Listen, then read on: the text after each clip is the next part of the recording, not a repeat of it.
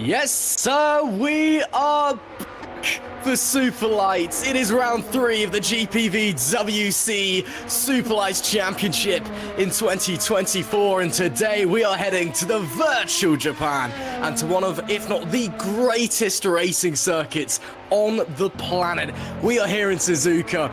As I said, it is round 3, and given the, well, just the quality of Superlights that we've had this season, we know how well these guys go around Japan. We know how good Suzuka is. It is sure to be a fantastic race. My name is Ross McIntyre. Alongside me in the commentary box is the brilliant Caitlin Belly.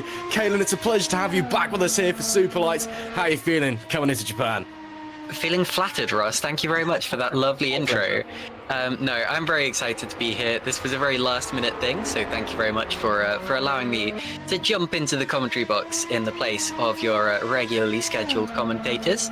And I tell you what, I love this circuit. I know this is a common perception of the track to have, that it's a fantastic driver's circuit, but it's also really good for racing. I don't just say that. I've commentated on this track twice in the last 6 months, 2 different races, and both of them were settled on the final lap. So this track really does throw up some surprises, and it really, you get a real sense of storyline when you watch a Grand Prix here. So I'm really looking forward to today. Obviously 9 fewer laps than a full Grand Prix distance, but that should just help to keep the cars nice and close together as they race for glory. Absolutely. 44 laps to look forward to tonight. 5.8 kilometers around this brilliant track. And also a big shout out to Fabian Jungbluth on the cameras tonight. A big appreciation for sitting with us and dealing with us, yapping in his ears. That is, thank you very much, Fabian, for being here with us. And of course, thank you as well for watching at home, wherever you are joining us from around the world. It's been a few weeks of drama in Superlights, to put it politely, as we are just getting underway in our qualifying session. The first laps are being put in as we stand. But yeah, it's been a very, very interesting few weeks in the Superlights Championship. There's 2 instances that I do want to talk about, 2 drivers in specific. that I just want to mention coming into on, just to kind of give you an overall idea of what's been going on behind the scenes, behind the closed doors, around the political round tables of the GPVWC Superlights Championship. First of all, championship leader Alex Lahoe in a little bit of bad water with Rotor Formula Racing, and especially team boss Sandeep Singh. Obviously, Alex has taken 2 fantastic victories in the first 2 races of this season. Today, it looks like we don't know what's gone on, but something was going on, which means originally he wasn't going to be able to make this race. Team boss Sandeep Singh was not happy with that, to put it politely. Some choice words were used when he was fielding around to see if there was any spare drivers going to fill the other car. As we do say that, Alex Lahoe does take provisional pole with a 1:30.390 to lay down the benchmark. The other driver that I want to look at is the man currently in 6th place, David Feidock. A veteran of the Super League. He's been around GPVWC for years and years and years. After the opening round in Australia of the Super League, it was announced that he parted ways with his Nocturne team for personal issues. That's all that we heard from that. There was also a hastily deleted tweet that I was about halfway through reading from David before it was deleted, that essentially kind of said he's not bothering racing for the rest of the season. Turns out he's now here driving for True North Motorsport.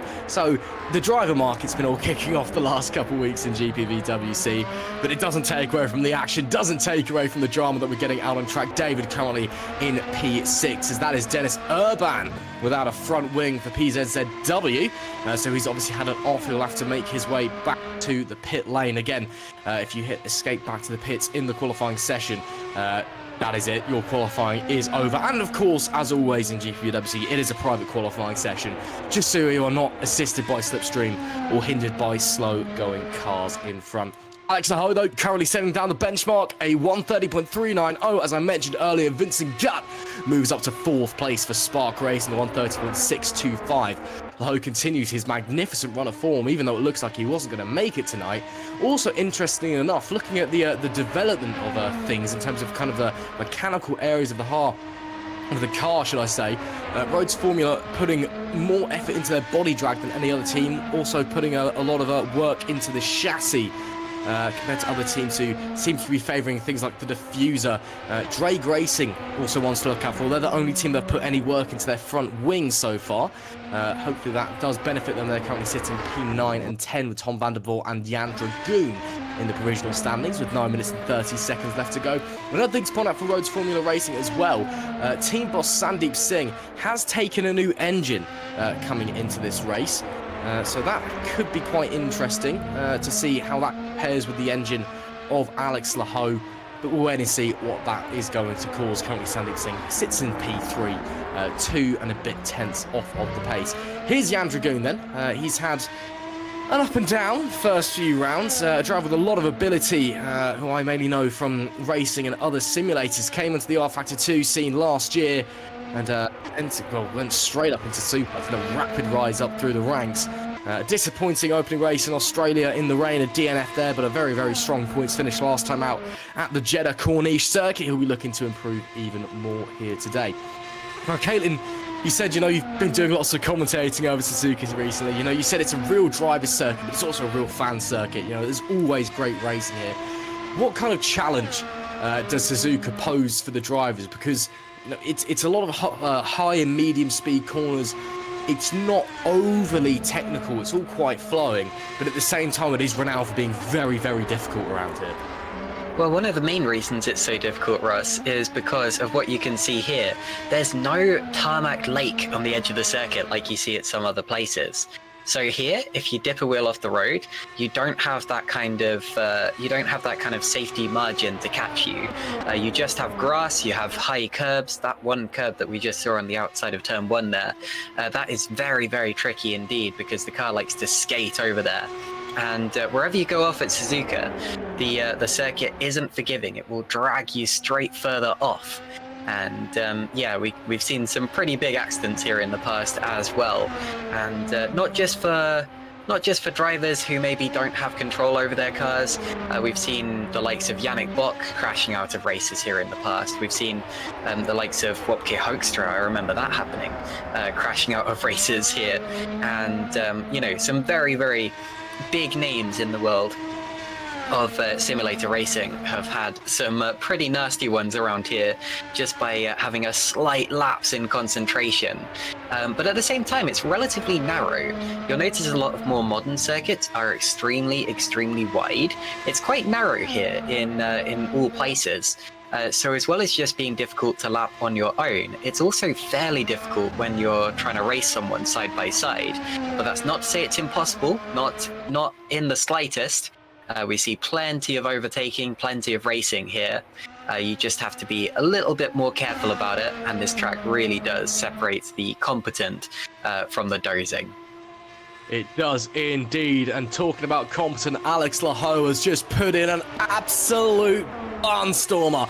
A 130 dead, that is 0.6 of a second faster than anyone else, and as I say that, teammate Sandeep Singh goes into second, 2.5 tenths away from the championship leader. Road to Formula looking ferociously fast around here in Japan with 6 minutes left to go in this qualifying session, and it's anybody's guess. You look at the Spark Racing guys, you look at, of course, the Valley Esports guys, Alessandro Maggio and Joseph Herlock, P4 and P5. They could be dangerous. We know they like to build up their qualifying laps and really go for kind of those last-minute Senna-esque bonsai runs. And, well, there's no more of a fitting place to do it than at Suzuka. There is Joseph Herlock. He's currently on an outlap, I believe, or he's made a mistake in the first sector anyway, because 3.5 tenths off does not scream flying lap at me.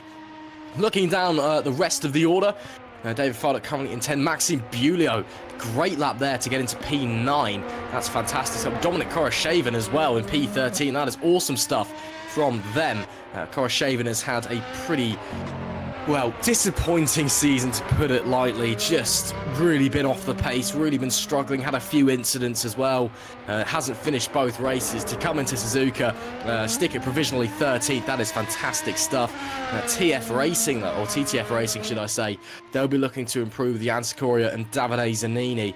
Currently P15 and 16, that is a disappointing start for them. Alexander Ragota as well, down in P18 for Gallery 82. Looks like it is just Alexander Ragota in the session at the moment. I'm not sure if they've got two cars coming in. Michel Galka apparently nowhere to be seen, which is a real shame there. But yeah, currently sitting P18. Ragota we know is much quicker than that. Hopefully he can improve as he comes to start his flying lap. Caitlin, why don't we follow Alexander out and why don't you talk us around this Suzuka circuit? Absolutely. So we're heading into turns 1 and 2, listed on some track maps as just being one corner, but it really depends on which map you look at. And then up into the S's. This is, of course, where it tends to go wrong on a qualifying lap, if it is to go wrong at all. And then you've got the rest of your lap to rue your mistake if you're lucky. And if you're not, of course, then you go straight back to the pits in a crumpled heap. This is the Dunlop curve. This one seems to go on for absolutely forever. And then you flick right into the Degners. This one here is slightly banked, and the rear of the car tries to snap away because you're always at a higher rev than you expect to be. This corner here, as he slightly misses the brake there, this corner is apparently called the missing brake hairpin, but I think for Alexander Ragota that time around it was more like the missing a brake hairpin. But we're now heading up to the Spoon curve. This is the most iconic circuit, most iconic corner on the Suzuka circuit because it's tightening radius, which makes it extremely difficult from a technical point of view. Now we head down the back straight towards the 130R, flick to the left. It's a flat out corner, but if something does go wrong through there, it goes very wrong. And then you have a heavy braking zone down to the what used to be called the Casio Triangle. I don't believe it is anymore, but I'm still going to call it that because that's all I know it as. It looks as if Ragota has aborted his lap before the end, but at least he showed us at least the majority of the Suzuka circuit, Russ. Absolutely. Of course, you see him stop at the start of the pit lane. You are allowed to hit escape and go back into your pit box in the pit lane. That is fine. It's only if you are out on circuit and you hit escape. That is the end of your session, shall we say. Michel Galka has now made it out onto the circuit. Looks like he's currently on his opening outlap.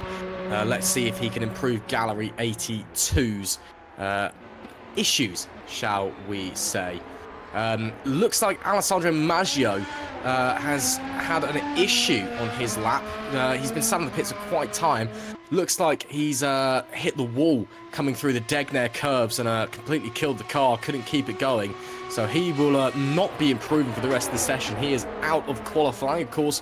One of the many joys of sim racing is that, hopping between qualifying and the race, even though it's, a handful of minutes, you can magically repair your car free of charge, and there's no issue. So, of course, we'll be seeing him racing, but he's not going to be improving any further in this session. Currently sitting in P4 as Michel Galka gets the exit of the S's and now heading into the Degners where Maggio had that incident. I mean, you see it often, Caitlin, coming through these Degner curves. It is a very, very tricky part of the racetrack. Very easy to make a mistake there. Oh, you really do. It's one of the only places in the world I've seen Lewis Hamilton have an accident. But anyway, it's worth noting that Michal Galka is now out on track as Jack Mayer goes second with a 1:30.007, so just under 2/10 off Alex Lahoud. Alex put in the YouTube chat, we did not crash when you were talking about the Alex Maggio situation. And Alex Maggio said, well, I did, GG. I thought that was pretty funny.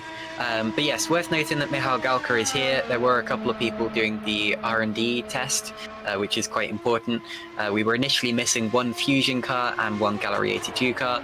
Both of those are now here and both of those are now out on the track. So we do have a full house. Here's Michal Galka coming to the end of this particular lap. His first flying lap in the session. 16th, to be honest. Having come into the session so late, not bad at all. Whether he can go for another lap straight away or not really depends on how he's got the car set up. But at least we have a full house now, Ross. We do indeed. 24 drivers line our grid in Suzuka with 30 seconds left in this qualifying session. Chris Gitsov, I'm not sure if he was going to go for another lap, but he sticks it into P18 for Alpha Sierra Sim Racing, a 1:31.761. Is the final lap. Teammate Dominic Koroshavin hasn't left the pits in a while, but he's residing in P14 provisionally. Oh, look at Joseph Herlock for Valet Esports, the back end of the car moving like there's no tomorrow. Coming through the Dunlop curve now, coming out of the Degner curves. That thing, well, it's on rails in the sense that it looks fast, but it certainly isn't on rails. That Valet Esports car is moving all over the place. Herlock is absolutely on the limit. Checkered flag is out in this qualifying session, so it's last chance saloon. He was 3/10 off of the leader Alex Lahoud in sector 1. Also was a yellow sector, not a personal best, but coming up to the sector 2 split times now. What can Joseph Herlock do? Rushing down the back straightaway, coming up to the sector split now, and unfortunately it's not looking like a great lap, as visually dramatic as it is. Heads through 130R, no issues there. Looks like he's going to try and stick with it at least as he bounces over the curbs at the Casio Triangle. Does he peel into the pits? Yes, he does. Herlock abandons his final attempt. Maxime Bulia, though, is up on their personal best. Currently P12, a great result there for the Fusion Racing driver. What can they do as they stamp on the throttle and bring it to the line, take the shortest line possible all the way in? It's not an improvement in the final sector, but it is an improvement into P10 there.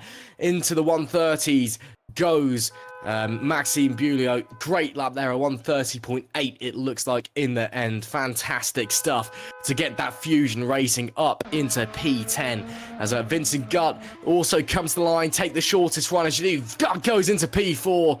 Great stuff. 1:30.551. Actually, I think he may have already been in P4, so I take that back. He improves on his personal best, but it looks like it wasn't enough to challenge Sandeep Singh. Jack Mayer, though, we weren't really paying attention to the back-to-back FS2, FS1 champion. He managed to slide into second, split the road to Formula cars.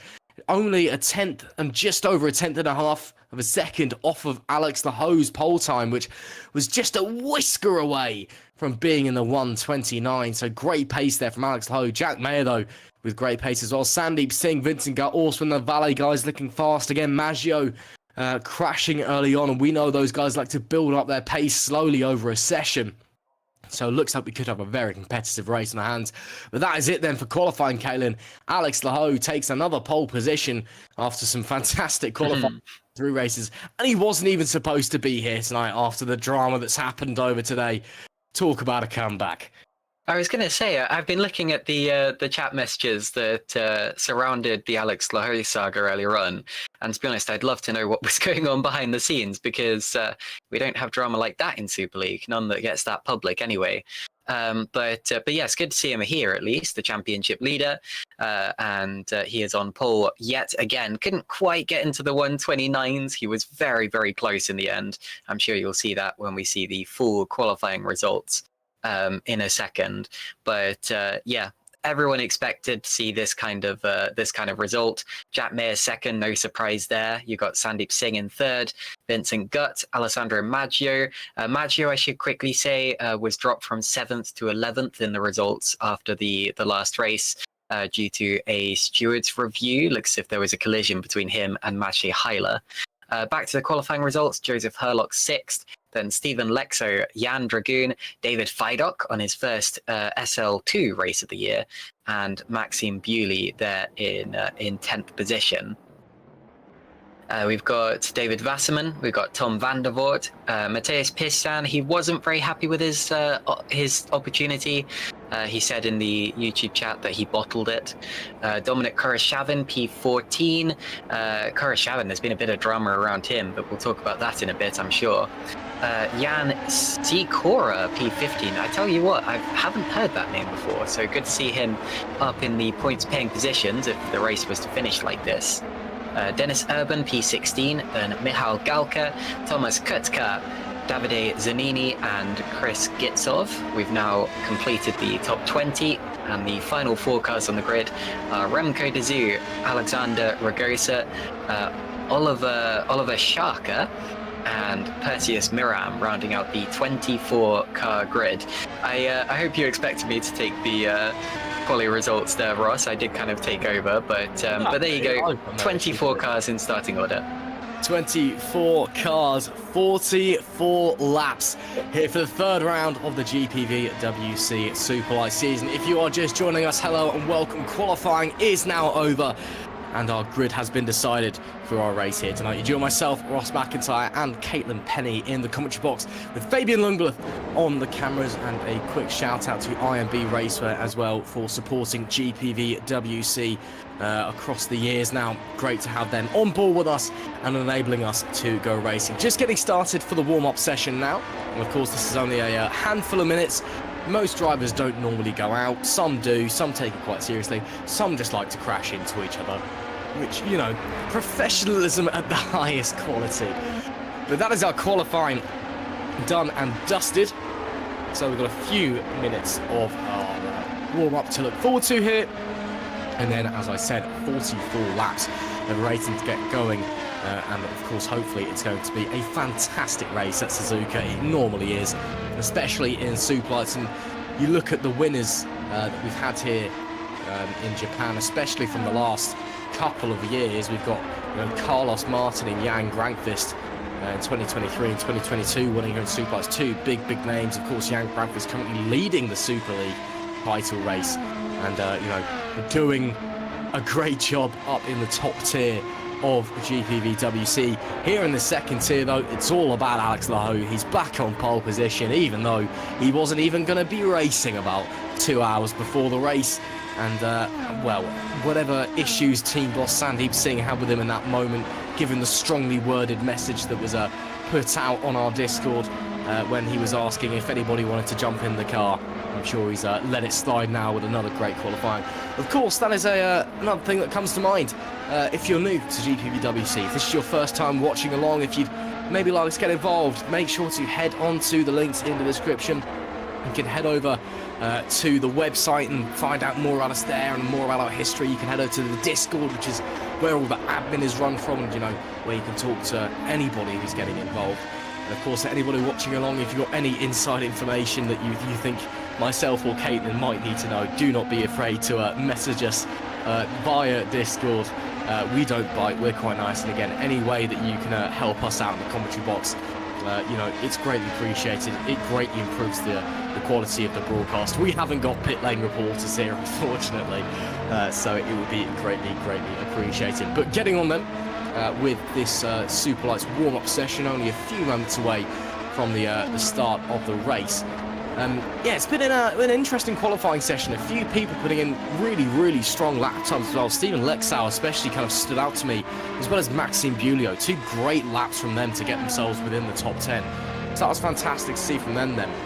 But I'm kind of taking what we've seen from the qualifying session, Caitlin, looking forward to the race.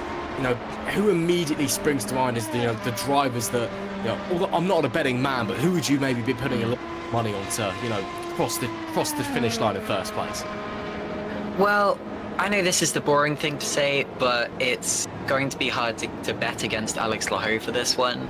I know we don't tend to see drivers winning 3 races in a row just through the laws of probability, but with the form that Laho has been on, followed by that sensational qualifying lap we've just witnessed, if you were going to have to put money on anyone, it would have to be Alex. I would put him on a par with the dominance of Max Verstappen at this point in time, in all honesty. Jack Mayer, though, only 1.5 tenths off in qualifying, so you really can't count him out yet. Sandeep Singh, I think at this point in time, being the team boss of Road to Formula, will be wanting the best possible result for his team. So that, of course, would be a 1-2 finish no matter which way round the cars were actually to finish. Looking at Sandeep himself, he has actually been on the podium at both of the first 2 races of the championship, so he is not out of it yet in terms of the overall championship fight. Whether he sees it that way himself or not is yet to be determined. But realistically, you have to look at this from a team point of view, since it is Road to Formula first, Spark second, Road to Formula third, and Spark fourth, with the 2 Valet Esports cars following on in 5th and 6th position. I think realistically it's going to be Laho versus Mayer today. Well, 2 race wins out of 2 so far for the Frenchman. I think it's pretty safe to think he might be coming through and going forward once again. But again, there's a few great cars. I say a few. Every driver in the second tier of GPVWC is absolutely fantastic, better than I could even dream of being. But yeah, should be interesting to see how it all ends up in the end. Jack Mayer, again, we can't count him out. He was second last time out at the Jeddah Corniche circuit in the virtual Saudi Arabia. Of course, back-to-back Formula Sprint 2 and Formula Sprint 1 championships over the last few years for him. Looking at the Constructors' Championship, Valet Esports, I think they'll just be kind of looking to rack up the points here today.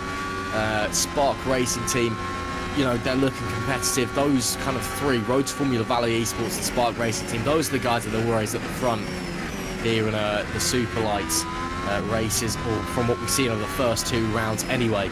And well, I'm presuming that once again those are the guys that we're going to be seeing once again trying to get to the front. But how the Road to Formula Racing have an almighty lead in the Constructors' Championship, looking about 33 points if my math serves me correctly. The Spark Racing Team only 1 point behind Valet Esports, so 1 point separated second and third. So that's what to look at, but we know just how good Road to Formula are. I mean, obviously Sandeep Singh, great driver, great team owner, been around for quite some time now. You look at all the things that he's done for GPVWC, and sitting and talking to him at last year's GPVWC day. It's a man who's really dedicated to his craft and dedicated to his team. And then obviously they brought in Alex Laho in the off-season, a driver who was quick but fragile, I think is the term that a lot of people describe him as, very, very fast, but very, very prone to ending his race in a wall somewhere or in on top of another car. And there was a lot of questions raised about why Road to Formula would take the gamble on Alex Laho, and very clearly it wasn't even a gamble. It's paid off. 2 race wins out of 2 on pole for round number 3 here at Suzuka. The Frenchman has put in so much work over the off-season, and whether being in such a professional environment like Road to Formula, whether that's just helped him so much, being in such a great team at the very top of the second tier of GPVWC racing has just really helps him kind of get into that mentality that he needs to be to succeed. Whatever has happened, he is absolutely lighting up GPVWC right now.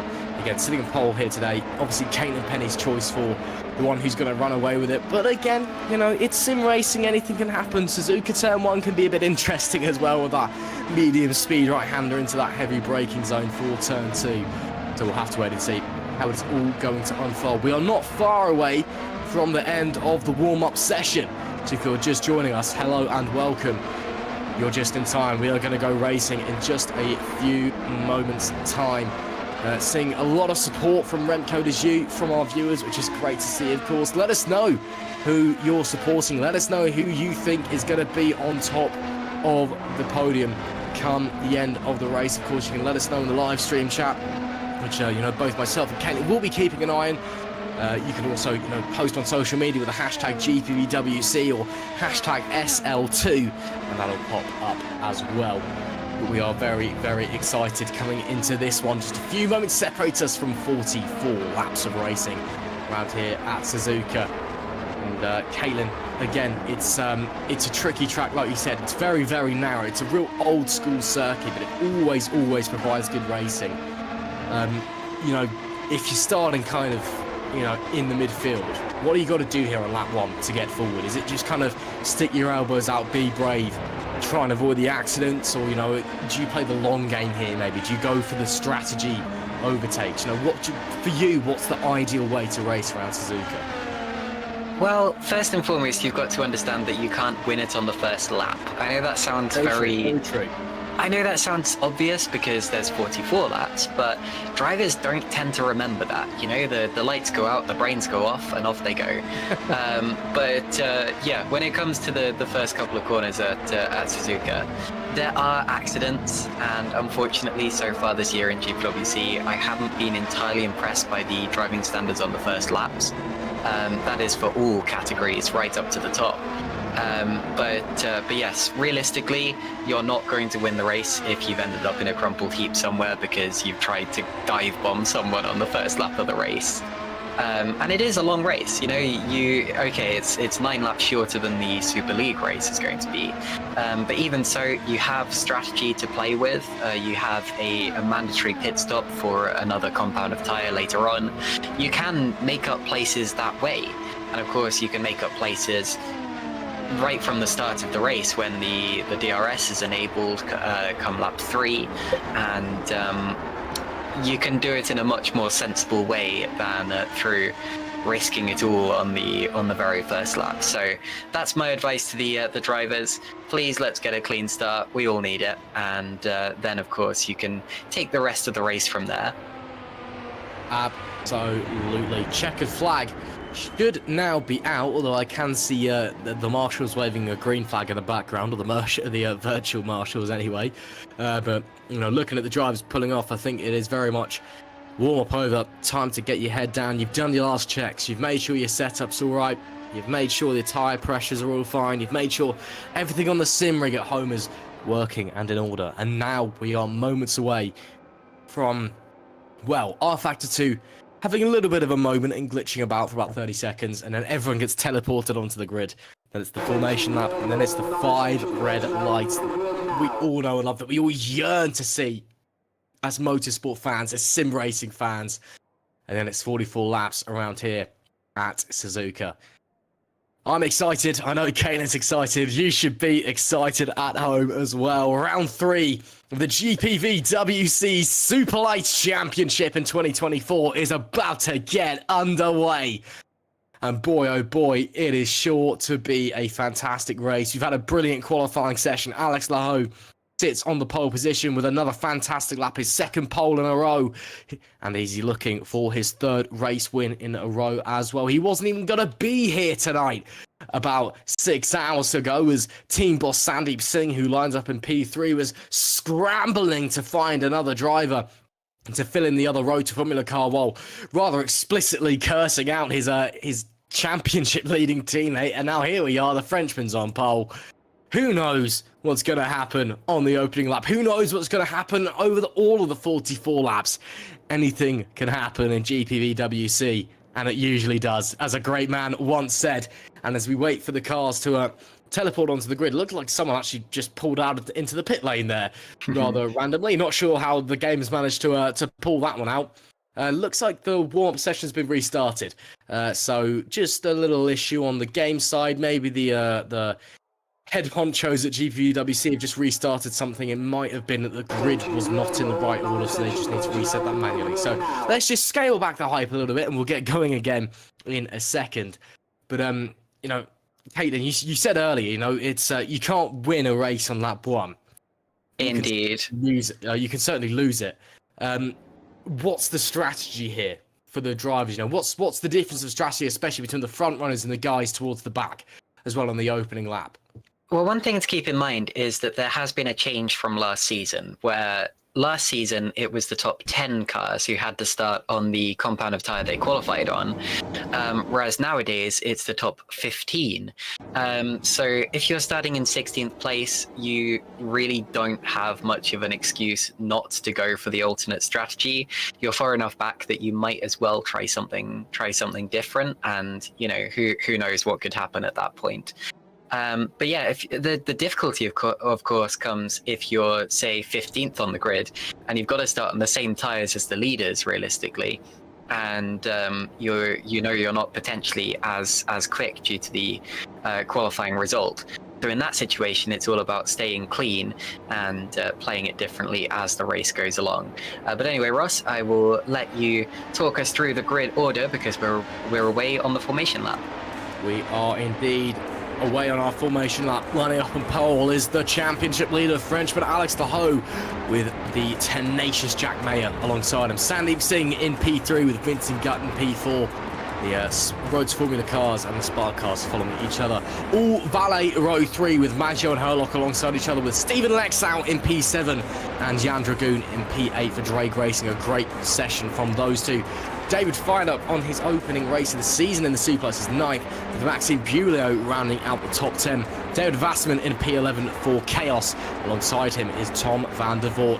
Matthews Pishkan in P13. Alongside him, Dorrit Koroshav in his greatest qualifying performance of the season. Great to see from him. Jans Korea in P15. And it was David Usban in P16. Michelle Gauka in 17th, alongside Thomas Kutka. Rounding out our top 20 is Davide Zanini and Chris Gitsov in the TTF Racing and Alpha Sierra cars, respectively. Remco de Jong is 21st, alongside Alexander Ragotza, with Oliver Tsaka in P23. And Perseus Miram rounding out our 24-car grid here at Suzuka. A 44-lap race awaits us. Just one thing to note, we haven't talked about tyres yet before we get going in the race. We are on the hardest compound of tyre choice this evening, should I say. The softs being the C3, the mediums being the C2, and the hards being C1. The first 2 rounds were C4, C3, C2 from soft to hards, so we've got a step harder coming into this one. First time the C1s are being used as well this year, so could be interesting. As we make our way into the Casio Triangle on this formation lap though, Caitlin, what's going through these driver minds at this point? You know, what's it like to be sat in the car as you're coming to the end of a formation lap? Well, I would say pure nerves, but that's only because I myself would be nervous. Some of these guys aren't, and that is actually a good thing. You've got to stay ice cool when it comes to the start of a race, because realistically, you can only do as well as you can do. You have to put a lot of trust in your fellow drivers as well. So the ones who are feeling cool will have an advantage, even though it's easier said than done, of course. I'd like to say very quickly as the cars are pulling onto the grid, I think the drama with Sandeep Singh and Alex Lahoe was a little overstated. Owen's telling us it was a bit of a joke, which is to be expected. But even so, good to see Alex Lahoe here, and he will lead us off from pole position. Russ, over to you for the lights. It is time to go racing. Well, it's almost time anyway. We wait for these scintillating 5 red dots to appear before us. It's all coming down to this. 5 red lights in Suzuka. It is lights out. We are underway in the 3rd round of the Superlights Championship. A brilliant start from Jack Mayer on the inside. And he is going to get the run into turn 1. Can Lahoe hang it on the outside? Yes, he can. for the time being, as it looks like a poor start from Sandeep Singh. He's down into P6. Laho muscles his way into the lead though from Mayor Vincent Gutt, currently P3. The Valley Esports cars in though, yellow and black, moving ahead of the road to Formula boss Sandeep Singh up into P6 as Stephen Lexo holds position. There's David Wasserman making his way through the Dunlop curve now. All clean through the opening few corners, but jostling for position on the opening lap. Is anybody going to be brave enough to make a move into the Degnez? No, not quite, but into the hairpin. You can certainly assure that someone's going to try a dive bomb, as we see it here. I believe that was Stephen Lexau on Jan Dragoon that was making a move up in front of your picture. And it's still on, it's onto the grass. Go into the wall! Stephen Lexau hard into the wall, out of the race as the rear wing and the front tyre comes off the motor. What a shame for someone who had such a great qualifying, but hard contact with the Czech driver. Jan Dragoon sends him into the wall. Come on the run up to Spoon Curve. Back to the front we go though as the yellow flag is out. Spinning round goes Remco de Gilles on the exit of Spoon Curve. Into the Casio Triangle we go. Alex Laho will lead this opening lap surely, with Jack Mayer in second and Vincent Gutt rounding out our podium places. Two valet drivers behind them in Maggio and Herlock. And Sandeep Singh, a very disappointing start for him. Just did not get the drive away from the lights that he wanted. He's down into P6, but for how much longer? Challenging into turn one, almost banging wheels with Joseph Herlock. Huge move from Sandeep Singh to get into P5. But it's Laho that leads from Mayer in second, Gutt in P3. That was not the start that Sandeep Singh wanted, but Laho, that is the start that he wanted. Caitlin muscling out Jack Mayer, holding on to that P1 position. Absolutely, and a really important one too. For a long time in that corner, I thought that Jack Mayer would come out in front, and if that had happened, it would be anyone's game. We all know that Laho is the favourite for this race win, but of course, if Jack Mayer had got ahead, then the spanner would have been thrown very securely into the works. So for Alex to get it ahead and into the lead, that's exactly what he needed to do, and that's why he's winning these races right now. Just quickly, as we get another yellow flag out there somewhere, looks like Oliver Jacques has dropped to the back and he's lost his front wing, so there's been a collision there somewhere. Just quickly on the Stephen Lexo incident, it does look, and I have to admit that, let's go to Maggio versus Gutt just quickly, because Maggio got up into third place there very briefly.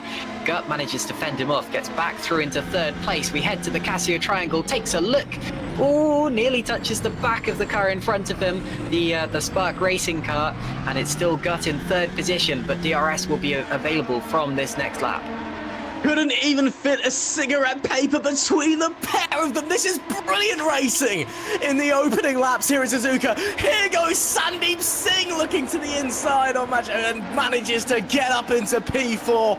Recovering from a disappointing start is the Indian driver, the Road to Formula team boss, getting his head down with that new engine in the back of that car. And now he is focusing ahead, focusing in front, trying desperately to get that 11 machine up into the podium places. It's still early in this race. As you said, Caitlin, you can't win a race in the opening laps, but you can certainly lose it. But you can certainly make your chances better as well, as Sandeep Singh continues to try and drive forward. Unfortunately, it looks like we've lost both of the Red Ven racing cars.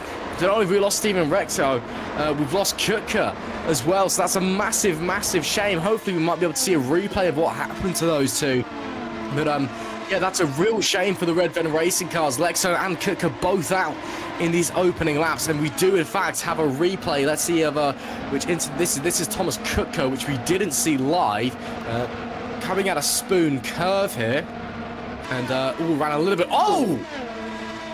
Yeah, that's a curb glitch there, I'm afraid to say. That reminds me of Daniel Stepkovsky in Silverstone last year. And unfortunately, you have to say that was no fault of Thomas Kutka's. Sure, he was a little off the line, but curbs should not be able to do that. And yes, unfortunately, that is both of the Red Ven cars out of the race in the early stages. Here's Oliver Schaka. We've seen that he lost his front wing. We're about to see just how that happened. He's running relatively on his own, and he locks up the rear wheels. Little tap into the wall, only just enough to tear off his front wing. Should get away with it without too much suspension damage, but his race is fairly ruined from the start. Yeah, real shame. More replays here as well. This is what happened on board with Lexau on the opening lap. Did he, just touch him with Dragoon, and then they locked wheels, and then it was all over. You know, to me, at first glance, that does just look like a racing incident. Obviously, this may well go to the stewards after the race, and who knows, but that's a real shame for both Lexau, Kuka, and Red Ven Racing, especially Kuka, you know, with a curb glitch like that. That is heartbreaking, you know.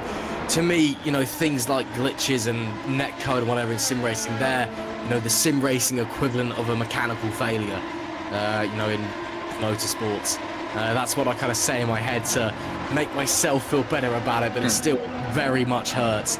And yeah, that is really disappointing. Hopefully nobody else suffers the same fate as Kuka. And well, Red Ven Racing, unfortunately, leaving Suzuka very early with their tails between their legs. Alex Laho, though, is currently leading the way, and he is very, very happy. Although under a lot of pressure from Jack Mayer on the run. Oh, Mayer wide into the Casio triangle. That's going to cost him time. Bit of a corner cut as well.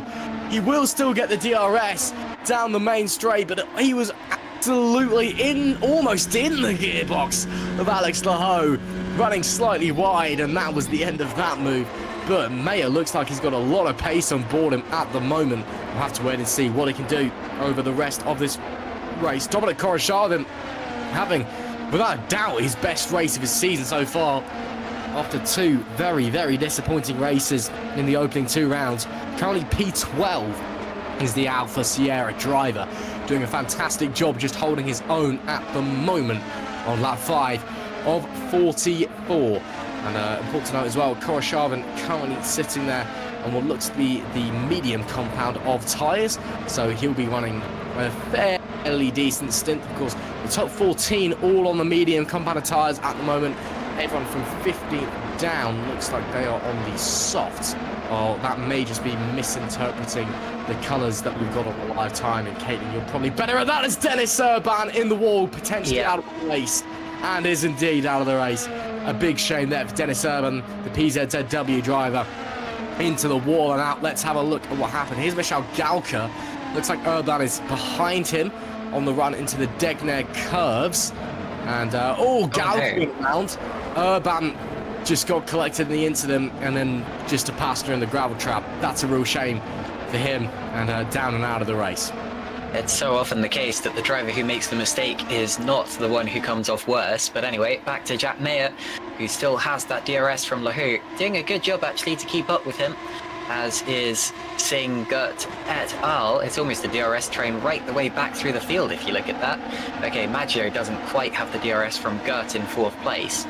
As for the tyres, I did not notice any difference with Koroshavin's tyres.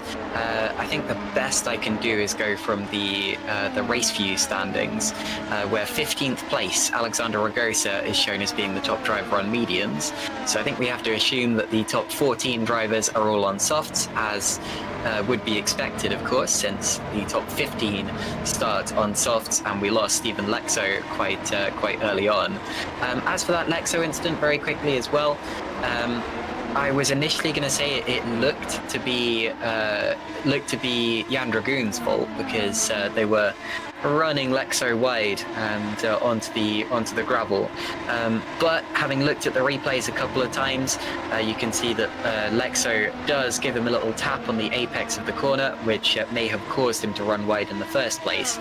So realistically, that requires a little bit more of an investigation if it is going to go to the stewards. I just saw Ragosa losing a couple of places as well, and there was a rather worrying yellow flag out. But he seems to have gathered it all up, because he's not... Oh, he's lost his front wing. Never mind. Oh, that is a real shame for him, but, you know, still a long race to go. Maybe still chances to recover. Just diverging away from sim racing for a moment. Anyone interested in the football? Because I certainly am. Arsenal currently 1-0 up at home against Bayern. Real Madrid 2-1 up against Manchester City, both in the 20th minute. Back to the racing action, though, as I do my updates on what else is important. That's what happened to Alexander Ragosa. Just looked like he locked a rear there, almost, coming into the hairpin. Real shame for the Gallery 82 driver. Gallery 82 really not having a good race here today. Galka obviously late into qualifying and having issues. Ragosa now having issues as well, and into the pits. We've lost 3 drivers here down to 21 runners. Maxime Bulio, though, we've not spoken about them this race so far, but having a very quietly strong race. Qualified very well, now up into P8. Doing a great job for Fusion Racing, especially when you look at Renfrew de Joux, their teammate, who went down a very disappointing P17. Maxime really carrying the Fusion torch right now. And as they're on the run into Spoon Curve, which is a massively underrated corner in motorsport, if you ask me. It's absolutely brilliant through here. And in fact, of course, Suzuka's brilliant, but I feel like we've spoken about that enough already. Further back, though, David Vassman leading the charge for Chaos Racing, currently in P10, and doing well to hold off against the likes of Sakura and Koroshavin. Ahead, though, Jan Dragoon, well, if we were talking about other simulators that I've seen Jan Dragoon, and I call him a progeny, but after he seemingly hasn't come as naturally to the Czech driver. But, he's been, well, I say slowly improving. He's been rapidly improving over, this season. We're only 3 rounds in, and he's doing a lot better than he did in first. Oh, and running wide as I say that, the commentators curse. Jan Dragoon down into P12. Oh, I'm so sorry, Jan. That is all my fault. The commentator's curse strikes. He drops into P12. Still, though, in this train, still in this fight. And he is a great driver. We know that he can go forward. But running wide down in turn 1, Dragoon runs slightly wide and it costs him a few places. Vassman, Sakura, Koroshavin all run through. Koroshavin on the cusp of a top 10 here. What a fantastic turnaround that man has had coming into this race. I mean, he's had, well, the first round of Bahrain was just, it was, or Australia even, should I say. It was, with all due respect to Koroshavin, it was borderline dangerous how off the pace he was. He was, he was a few seconds off the pace, was constantly sliding off the road. And was getting to the points where the stewards were looking at removing him from the race. A similar story in Saudi Arabia as well. With Camerawork Suzuka, it's almost like a switch has flipped, and running in P11, he is doing a fantastic job and is looking to move forward into the top 10. So great stuff from him on lap 8 of 44. That being said, though, lap 8 of 44, Caden, and as we look on board with Koroshavin, looking at his front right tyre as well, that's looking rather worn. You've got to start thinking, when are people going to start to think about coming into the pits? When are people going to take that gamble and, take their first pit stop? Well, in fairness to Koroshavin, I think you might be getting him confused with someone else, because he was actually running in the top 10 at both of the first 2 rounds. The problem with Dominic Koroshavin, the reason he's not showing up in the top 10 of the championship, is because he was actually disqualified from the first 2 rounds because it was discovered that he was using a countdown on his... I understand, Dominic, I'm so sorry. I take that. That's okay. Just to finish my point quickly, he was disqualified because he had a countdown on his HUD, which told him when the lights were going to go out. And that, of course, is against GPVWC regulations. Now, we have to assume that he wasn't aware that this was against the regulations, because you have to say you should never attribute to malice what could be put down to, well, the saying goes incompetence. Not that I'm calling Dominic incompetent, but you get what I mean. Whatever the case, he was disqualified from a P6 and a P8. Which does put him last in the championship standings, but it's not because he was slow, it's just because there were other factors involved.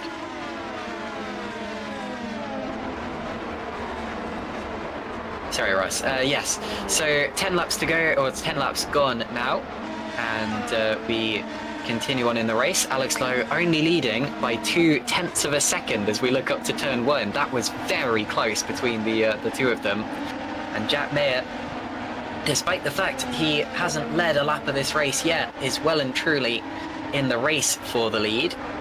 And now we're getting to the stage where we have to start thinking about pit stops as well, because yes, it might be too early to pit right about now, but and that of course is because these tyres, despite being the soft tyres, are still one of the hardest compounds, C3s of course, out of the 5-tier system.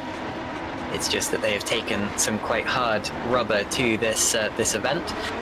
But yes, Jack Mayer here has to start thinking about the pit stops nonetheless, because of course he's got to decide whether he's going to go for an undercut strategy, whether he's going to try to use the clean air to his advantage, get ahead of Alex Lahu that way, and of course where they're going to come out of the pits when they do it, because you don't want to come out in traffic. Ross, you have returned. I have indeed returned. Sorry, an issue on my end, but we're back in the commentary box and ready to get racing. Once again, another football update. Bayern have equalised at the Emirates. I know, not very professional to be talking about football, but it's Champions League night, and I know a few people do care. I certainly do. But it's 1-1 now at the Emirates, and looking to the front of this race, it's going to be very, very tight between Alex Lahu and Jack Mayer as well. Mayer will have the DRS coming into turn 1. Is he going to be able to have a look? He thinks about it, but just not quite close enough coming through turn 1. And now, what is the most frustrating thing about Suzuka is, this opening sector, there's not a lot of overtaking room, especially when you're looking at the S's and Dunlop curve. You just got to sit and be patient behind the driver in front. Previous lap between the pair of them, Jack Mayer was a tenth of a second quicker. So the Spark Racing driver does apparently have the pace.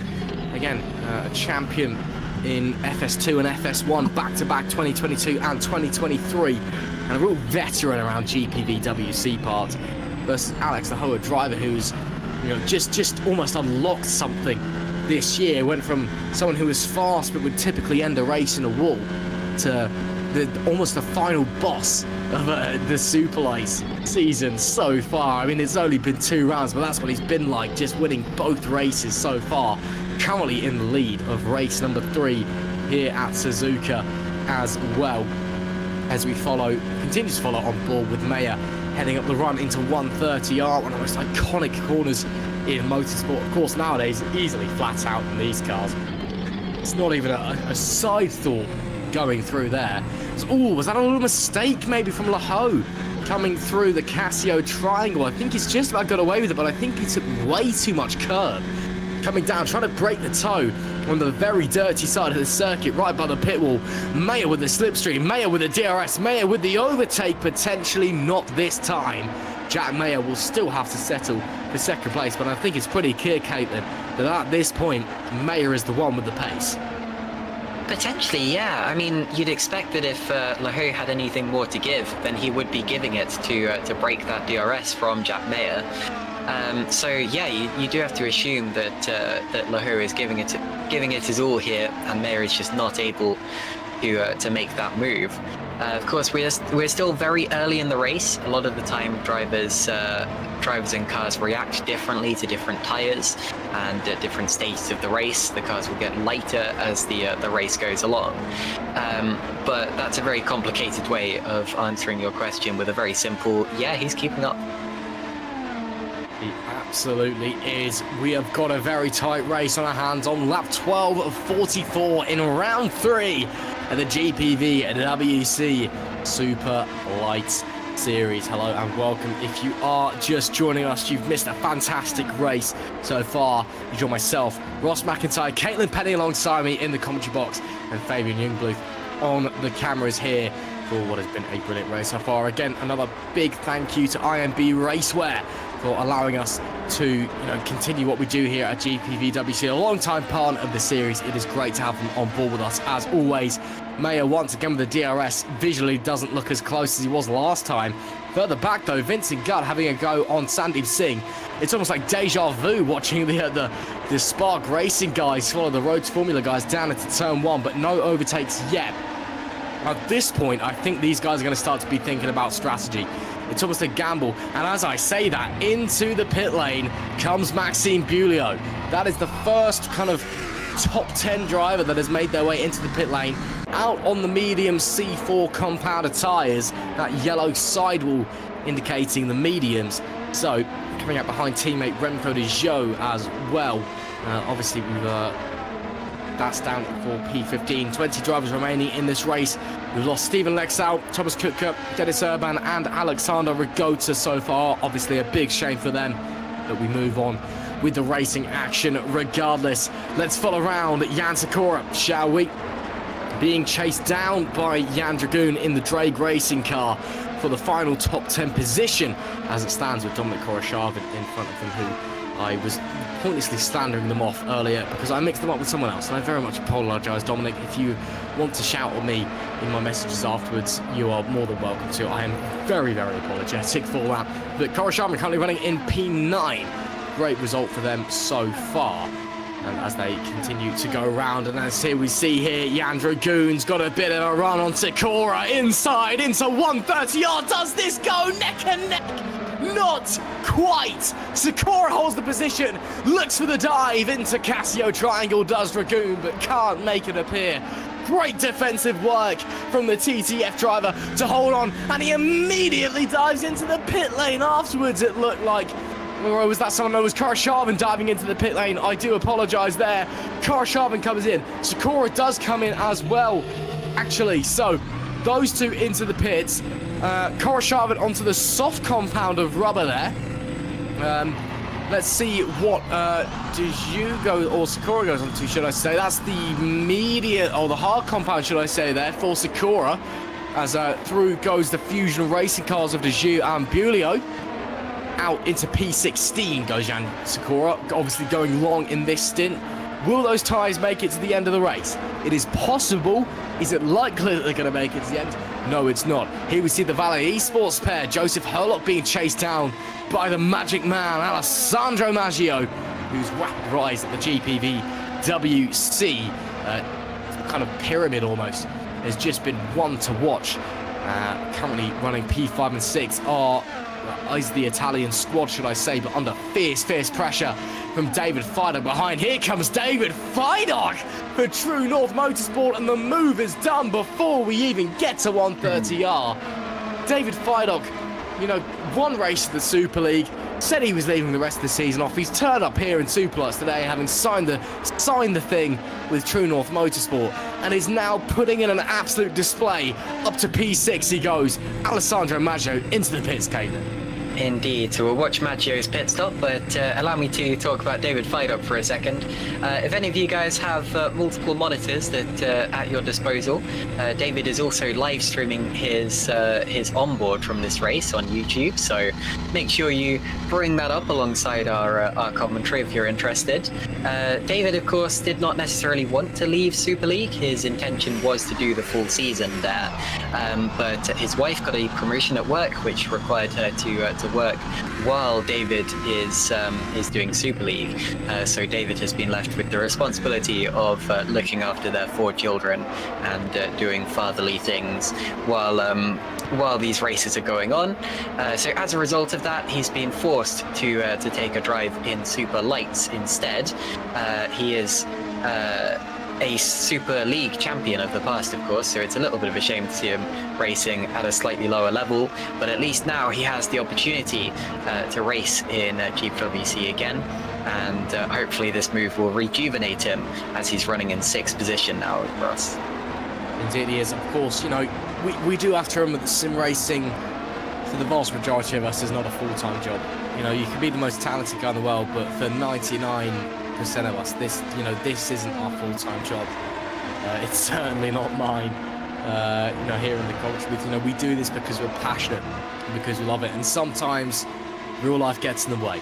And you know, it's great to see that David is still able to go out there and put in some fantastic performances. As you said, a former champion. You know, we know what he can do on the track. We know he's a great driver, but just unfortunately, you know, real life did get in the way of him there. And of course, you know, we wish all the best to his family, all the best to his spouse with their promotion, and hopefully everything goes well. But of course, unfortunately for sim racing, that's caused issues for David. But he's managed to come into the Super Lights at least, and is putting in a great display here as we go back to our battle for the lead on lap 16 of 44. Jack Mayer still chasing down our pulses. Alex Laho, who is doing a brilliant job at the moment, still holding on to that lead of the race. Jack Mayer has been putting in a outstanding performance so far in this one. Obviously, he got second last time out in Saudi Arabia, P8 in Australia as well, in those torrid conditions. The rain really hammering it down under. But here in Superlights, it's very clear that his performance has been improving each and every race. And well, he was second last time out. He wants to be on the top step of the podium this time, but Alex Laho will also want to make it 3 in a row. So we'll have to wait and see how it's all going to unfold. Still a while left in this race. Wow, big twitch there from Mayer at the final corner. Great save, great car control to keep that thing on the black stuff. Again, the final corner, if you make a mistake and run wide, if you even touch the grass, you are in the wall. There is no runoff there whatsoever. Jack Mayer just pushing the through that car a little bit too hard, coming through the final turn.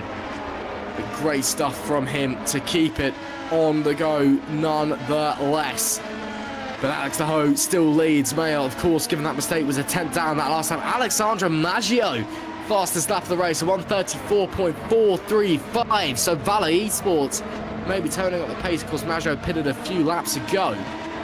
But maybe, just maybe, Vale Esports trying to go aggressive on this second stint, see what they can pressure everyone else into, see if they can out-strategize the drivers in front. We'll have to wait and see how it's all going to unfold. Still a long way to go in this race. We're not quite halfway distance just yet.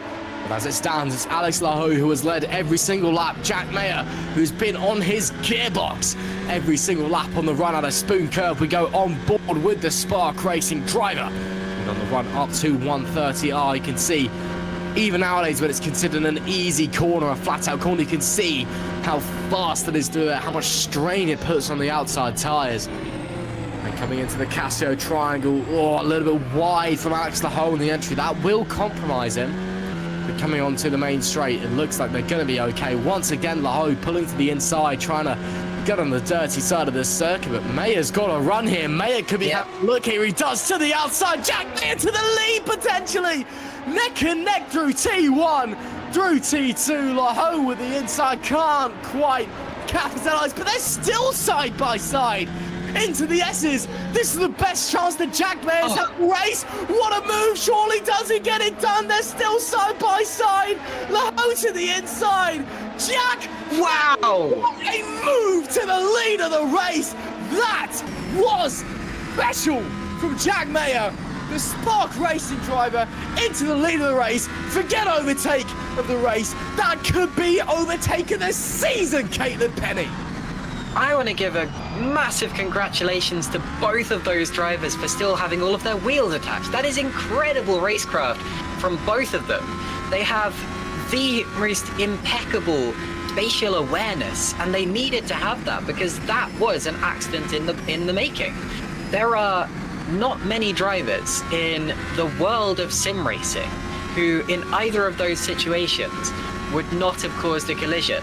It was like a repeat of the first lap of the race with Alex Laho getting the drive out of that first corner. They were on opposite sides of the track to where they were on the first lap. But Mayer didn't give up. He knew that if he was going to take it to Laho, he needed to make the move then and there. And they both pit, just as we saw Singh and Gut doing on the last lap. And I wasn't able to comment on that because there was too much going on. But Mayer and Laho are pitting on the same lap of the race, after having one of the most tremendous races that we've ever seen in GPVWC. Medium tyres for race leader Jack Mayer, or net race leader, should I say, as Herlock and Harris the lead. What about Alex Laho to go back on the softs? Yes, he is Alex Laho, another stint on the softs. So, difference in tyres in this second stint. We should look at Singh! Sandeep Singh's got them! Sandeep Singh up into P2. That's the net race lead. Unbelievable scene here at Suzuka. In the last lap and a half, it is all kicked off. Sandeep Singh with a new engine in the back of that 11 car on the soft compound Araya goes to the net race lead. Joseph Herlock left to pit.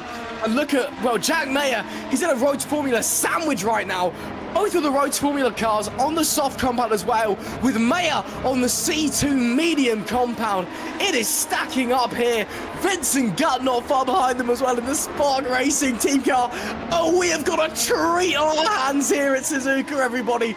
This is already a fantastic race, and we're not even at half distance. Brilliant stuff here in the third round of the GPVWC Superlights season. The important thing right now is watching what Jack Mayer does, though. On that medium compound, in between the two Roach Formula guys, on the soft compound attack. Actually, no. Looks like I can see Alex Laho on the medium compound. Looks like R-Factor just had to update itself just a little bit. But yeah, can confirm. So, in fact, all of the top guys are on the medium tyres, apart from, well, Sandeep Singh's on the soft. Behind him, Laho, Mayer and Laho on the mediums. So, could be very interesting how the tyres come out. There goes who was the race leader, Joseph Hurlock, into the pits. We'll see what tyres he goes on to. Looks like a set of the mediums. Sandeep Singh inherits the lead. But what a dramatic turn of events we've just seen there, Caleb. Singh in the lead, Mayer up to P2, Laho in P3. Yeah, now a couple of things to comment on there. First of all, Carlos Martin called it. Well done, Carlos. He said Sandeep is overtaking both, and I saw his comment right as Sandeep overtook both of them, so you were absolutely right there. Another thing to note is that my race view is saying that Sandeep is on mediums, but you're right, we did just see him on softs. And look, there, it's showing him on softs. So I'm not actually sure what tyres he's on right now. Raceview and R-Factor 2 appear to be having a bit of an argument over that. So I guess we'll have to wait and see how it goes. But yeah, Sandeep has jumped for both of them. He did that by pitting earlier, and he came out in a good position as well, so timed that to perfection. And if you want to talk about football, Ross, racing pit stops are like goals in football. Sometimes you expect it to come, and then it just does not come for ages. Drivers are just biding their time, sizing each other up. And then when a goal comes in, when a pit stop happens, suddenly everyone reacts. And then all of a sudden, it's goal after goal after goal, or in this case, pit stops galore. Now look, we've got Alex Laho taking another look at Jack Mayer going up over the inside curb. And the race is still on between all of these drivers as Singh is almost backing Mayer into Laho now. It is indeed. Top three, neck and neck. Singh all the way to the wall, trying to get the slipstream off the wall. Here goes Jack Mayer around the outside once again. Can he make it stick, or is he going to have to battle his way through the S's? Now it's updated. All three of the front runners on the medium tyres. Mayer shoves Singh out. Brilliant stuff from Jack Mayer. That was elbows out racing. This is superb stuff in Japan. My goodness me. Jack Mayer goes to the lead of the race. You can see all three are now on the medium tyres. Sandeep Singh's tyre sidewall colour has updated itself in game. But Jack Mayer, wow. This is brilliant stuff. From the reigning FS1 champion, the back-to-back FS2 and FS1 champion, looking to try and get his name on the map in Superlights. And look behind them as well, Vincent Gutters there, the Spark Racing guys, they're smelling blood right now. Rotor Formula, they are not going to give up. This is the third sim racing action here in Japan. Going back to football for a moment, because Kaylee did mention, oh no, you're interested. Bayern have gone 2-1 up at the Emirates. It is now Arsenal 1, Bayern 2, still 2-1 at the Santiago Bernabeu. Madrid with 2 and Manchester City with 1. As we go back to the racing action, look how close the Road to Formula guys are. I'm not sure they're going to be doing team orders, especially with team boss Sandeep Singh in second. Although Alex Laho is championship leader. Oh, that's interesting. Look at the defence that Jack Mayer went on there. He pulled all the way to the inside, expecting them to follow him. He was trying to get the slipstream off the wall. It's a weird concept, but or the kind of air density by walls is much thinner than it is, out in the open, which is why you see, oval races, in IndyCar and NASCAR, a lot of the time they run very close to the wall because the air density is thinner, so you can run faster in a straight line because there's less drag. That's kind of the defense that Singh was doing against Mayer. Mayer went all the way to the inside there. Singh and Laho did not follow him to the inside. They're happy sitting in P2 and P3 at the moment. That's very interesting. Look how close Vincent Gutt is though now. We're on lap 22 of 44, halfway through this race, and the top 4 are within 1.5 seconds of each other. This is what GPVWC is all about. This is what sim racing is all about. And, Caitlin, you said you've got to put your bets on Alex Laho at the start of this race. You were saying that he's got to be the favourite to win this. He's currently in third. As it stands, any of these top 4 could win this race. And behind them as well, Alessandro Maggio's closing in. Are you saying to count him out, Russ? Are you going to put money on that? No, I'm not putting money on that. But I'm just saying what I see, you know. No, I understand, and this is a great race. I'm going to do that thing where you tell a joke and then someone repeats it and everyone laughs louder. Aviation Chad in the YouTube chat said Vincent is doing very gut. Of course, that should say sehr gut. I am, in fact, learning German, so I like that joke very much. And yes, everyone, please laugh even louder now. Whatever the case, Vincent is doing a good job.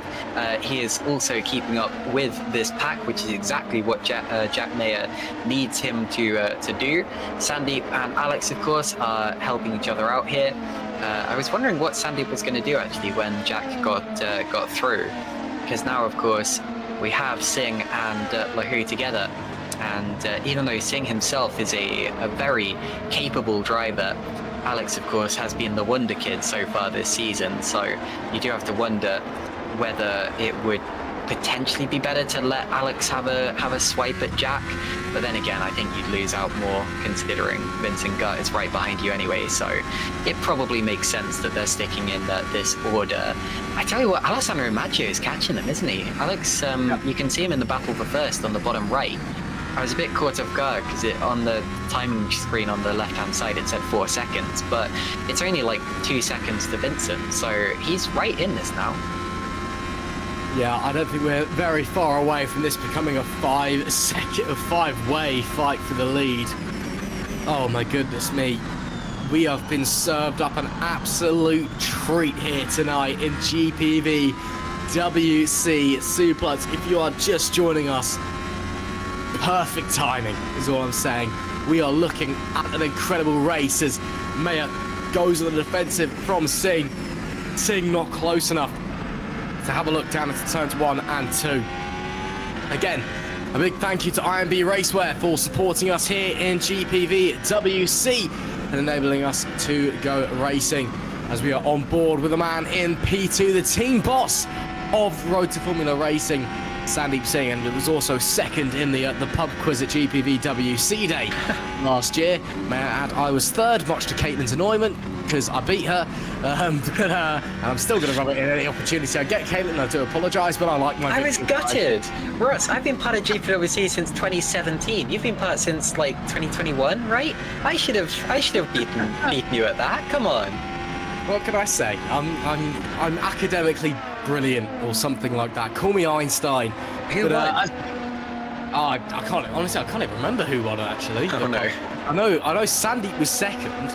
Can't actually remember who won off the top of my head. I'll have to go back and watch the live stream of it. But I notice you on the pub quiz at GPVWC Day. Do let us know in the live stream chat or on social media. Again, also if you are watching along, let us know how you're feeling. Let us know how you enjoyed the race on social media as well. You can use the hashtags GPVWC or hashtag SL2 to keep in touch with us as well. Of course, if you've got any inside information as well that you feel like myself or Caitlin should know, don't be afraid to message us over the GPVWC Discord. Message us, over DM. We are more than happy to take that and more than happy to use what you have to say to improve the broadcast. It is a big help. Let's go back to the action. Lap 25 of 44, over halfway through this race. It is Mayer from Singh, from Laho, from Gut, your top 4. Maggio's fallen back a little bit. I think he's made a mistake somewhere over the previous lap. We've got a yellow flag out in sector feed, but it's gone as quickly as it appeared. Joseph Herloff a little bit further back as well from Maggio. The two Valet guys in a bit of no man's land down in P5 and P6. But we've got an almighty tussle on our hands for the race lead. The top 4 cars all within touching distance of each other. Forget WrestleMania at the weekend. This is the story that we're all watching here. It's GPVWC Superlights here at Suzuka. We're over halfway through the race now, and there is surely fireworks on the horizon.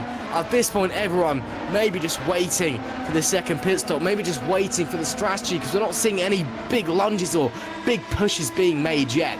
My oh my, the top 4 are so close. It could be like this, Caitlin, to the very end of this race. Yeah, I think Tom van der Voort may have been in a bit of trouble that last lap as well, because he just lost 3.5 seconds to Zanini, who's only just overtaken him. So I wonder if he potentially picked up some damage, which is why the yellow came out. But anyway, we look back at this string of cars for the lead with DRS wide open as they head down the start-finish straight.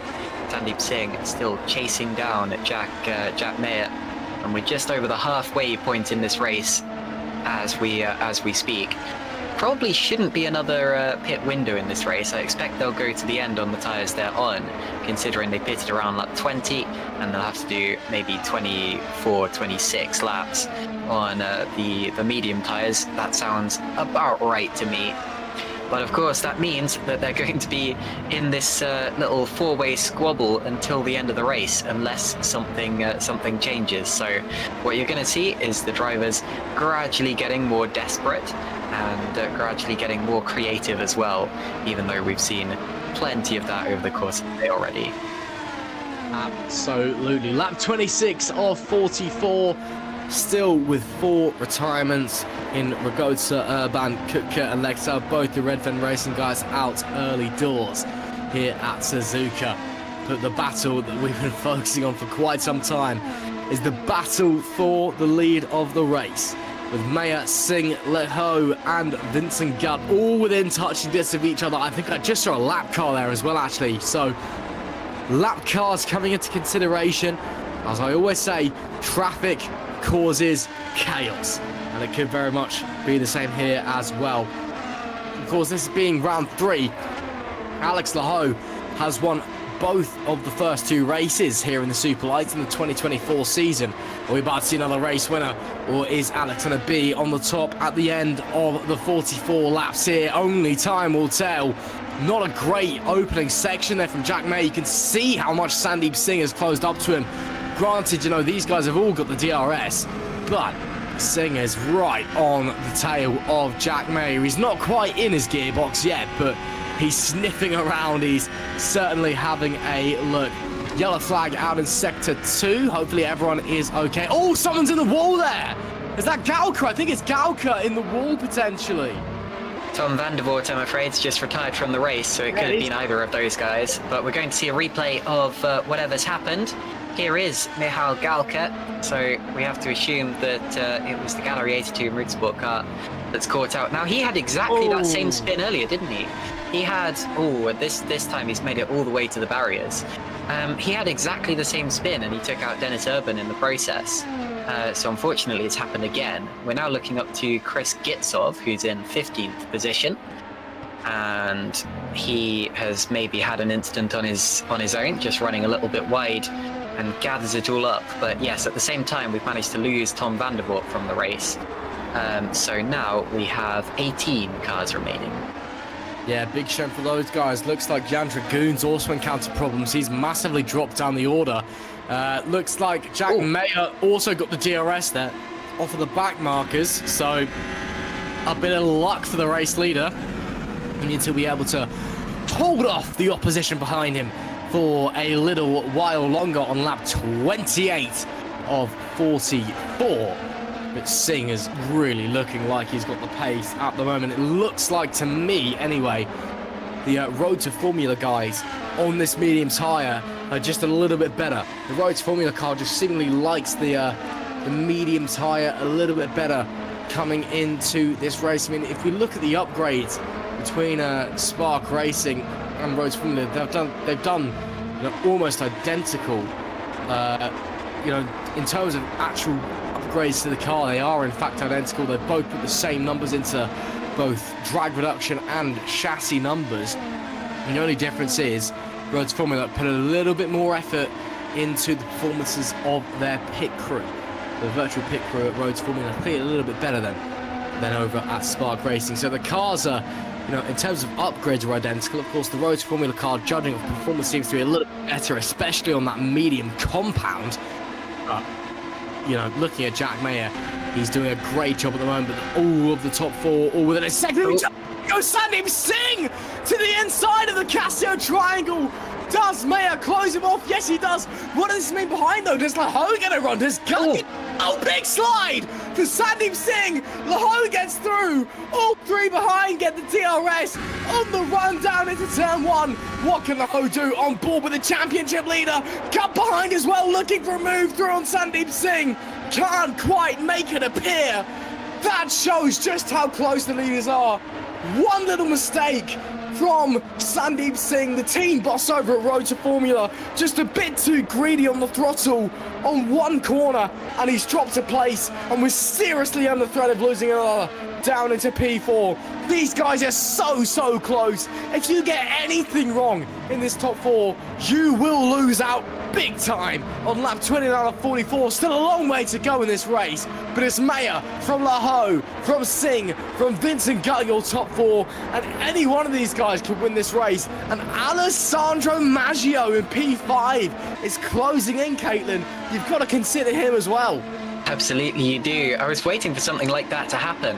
And it's amazing that we only had one change of position, considering for a second there we had cars all over the place, as Dominic Koroshavin just pitted as well from inside the top 10. I think that's his second stop of the day, but anyway.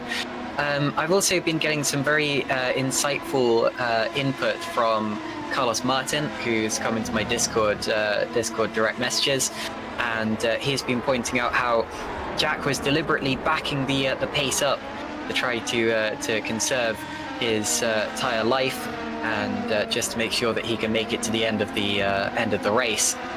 And you could tell that by the way that Vincent Gutt was fluctuating onto the back of the train.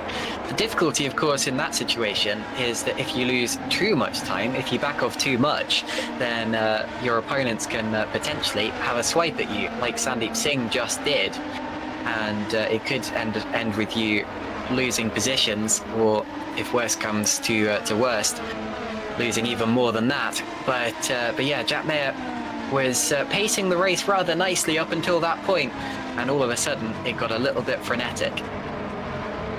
It did indeed.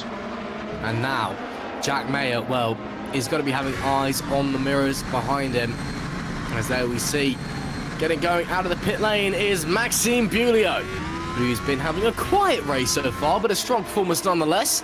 Fusion Racing have been doing a decent effort. Of course, Bulio qualified very well. A disappointing qualifying for teammate Remco de Jeux. But the Canadian of Bulio has been doing a fantastic job, and is, well, coming out of the pits P13. Still a lot of drivers to pit in front. We'll also be looking at these guys. We are expecting them to box again, the leaders, so we'll have to wait and see what they're going to do. Coming through 130, look how close Alex Laho is, coming into the Casio triangle. They touch, the leaders come together, and into the lead goes Singh. Well, more contact, Maggio involved. Maggio loses his front wing. It's drama here at Suzuka. Oh my goodness me. I can't even describe what I've seen here. Mayer and Laho come together. Singh to the lead, getting P2. That one is going to the stewards after this race. Unbelievable action here at Suzuka. And a 4-car fight for the lead surely becomes a 2-car. There is no way Laho and Mayer, well, even if they're undamaged, surely that's going to be a psychological damage there for the Podium. Let's get a read for what happened here. Laho went to the inside. It was a late move. I don't think. Yeah, they just didn't see each other. I don't think that Mayer saw him, and it was the lightest of touches. And then Mayer comes out and just collects Maggio. Oh my goodness me. See, the question there is very similar to the question we were all asking.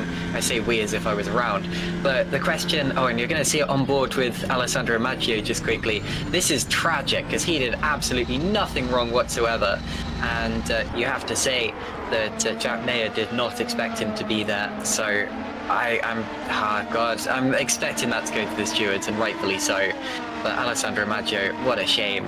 But yeah, the question that everyone will be asking is the same as it was at Suzuka in 1989 when Prost and Senna collided, which is, did Laho come from too far back, or did Mayer turn in on him on the entrance to the corner? That we will also leave up to the stewards. I will not be weighing in on with my personal opinions due to how controversial that incident could potentially be. But what a shame for this race as well. We had such a good race, and unfortunately, there's been a little bit of a cloud put over it now. Laho and Mayer are still running, actually. They're still 3rd and 4th in this race, so neither of them even had to make a pit stop in that. And the really unlucky party was Alessandro Maggio, who's now down in 10th position. But that, of course, gives Sandeep Singh the lead by just a second over Vincent Gutt, Ross. It does indeed. Drama here at Suzuka.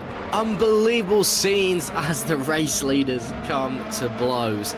I mean, yeah, as you said, Caitlin, luckily it looks like they've both not got any damage. Both Jack Mayer and Alex Laho. Laho was actually the better off out of that incident because he managed to rejoin in P3. We've got to feel bad for Alessandro Maggio, though. It was not a great rejoin by Jack Mayer, just kind of stamped on the throttle. Didn't see the Valet Esports car coming. And Maggio now has dropped from P5 to P10 to change the front wing through an incident that was of no fault his own. But man, oh man, talk about drama. I mean, you know, again, to me, that looks like a racing incident to me. Yeah. You know, just kind of looking back, it was a combination of both. You know, Laho was very, very late diving in. Yet at the same time, I think Mayer just didn't see him as well. I didn't think he expected him to dive in. He probably wasn't looking in his mirrors. And but you know, it's done now. It's in the past. It's up 33 of 44, and a 4-car fight for the lead. For the time being, has become a 2-car fight for the lead. As we see our race leader, team boss of Rotor Formula, Sandeep Singh, now leads from Spark driver Vincent Gutt in P2. These guys, though, still very, very close, and there still is surely battles to come from these guys over the remaining 11 or 12 laps, as Maggio, with that new front wing on a new set of surely the soft combat tyres, fastest lap of the race, 132.971, ridiculous pace for the Valet Esports driver. And good for him, because his race isn't over. You know, he's still in the top 10. Oh, absolutely. And sure, that may have cost him an opportunity for a podium or whatever, but he's still well and truly in this. And you know, if he can push on, he's got the fresh tyres, so we'll see what he can do with it. I'm just hoping he doesn't have any steering damage or anything like that. There are questions going on in the YouTube chat over Jack Mayer's rejoin. And if I do have to weigh in on that really quickly, yeah, it is a difficult situation to be in. It's difficult to see where your opponents are coming from, but that is not an excuse. I have to say, you are fully responsible for rejoining the road in a safe manner. And if you don't think you can do that, if there's any unsureness whatsoever, you just have to stay where you are, because you're entirely responsible for rejoining safely, and unfortunately, if there is contact, it will always be your fault. But anyway, David Fidot now into the pits from 6th position, and David, who is well known for taking alternate strategies and making them work, has come out inside the top 10. This is looking promising for David. He's going to have some nice fresh tyres, nice fresh boots on to play with, and yeah, I wouldn't be surprised to see him gain all of that time back and get back to where he was before. Oh, and Maggio has just got Pisjan, so he's back up into 9th. There we go then. Alessandro Maggio back into P9 ahead of Matthews Pisjan. Great stuff there from the Valet Esports driver, who's just on the bad side of luck in this occasion. Being dropped down the order through no fault of his own, but again, that is racing. As brutal as it is, sometimes in racing, things don't go your way. Here we see, though, Alex Laho is actually really caught up to the back of Vincent Gutt, who's dropped off a Sandeep Singh. I wonder if Gutt's made a mistake somewhere along the line. Because, yeah, just as that Gutt suddenly, well, I mean, Gutt's well outside of DRS range now from Alex Laho. Laho is on the verge of DRS range. In fact, he is in DRS range now of Vincent Gutt. Behind him, Jack Mayer. I think Jack Mayer might have had another off, you know. Jack Mayer is now 8 seconds behind Laho. So, yeah, I think Mayer's had another issue somewhere. He's lost something. He might have damage, or maybe he did have another off. But yeah, anyway, Joseph Herlock is now all over his tail. They have dropped 10 seconds off the leading triplet. And yeah, you have to say that, well, it was Road to Formula versus Spark. We've rather lost one from the equation here. But we'll see what Joseph Herlock can do if he can get through. Absolutely. Well, we'll have to wait and see what's going to happen over the remaining laps. Not long left to go in this race now, which has been an absolute delight to watch. We've had drama, we've had, contested issues. We've had some great racing to watch.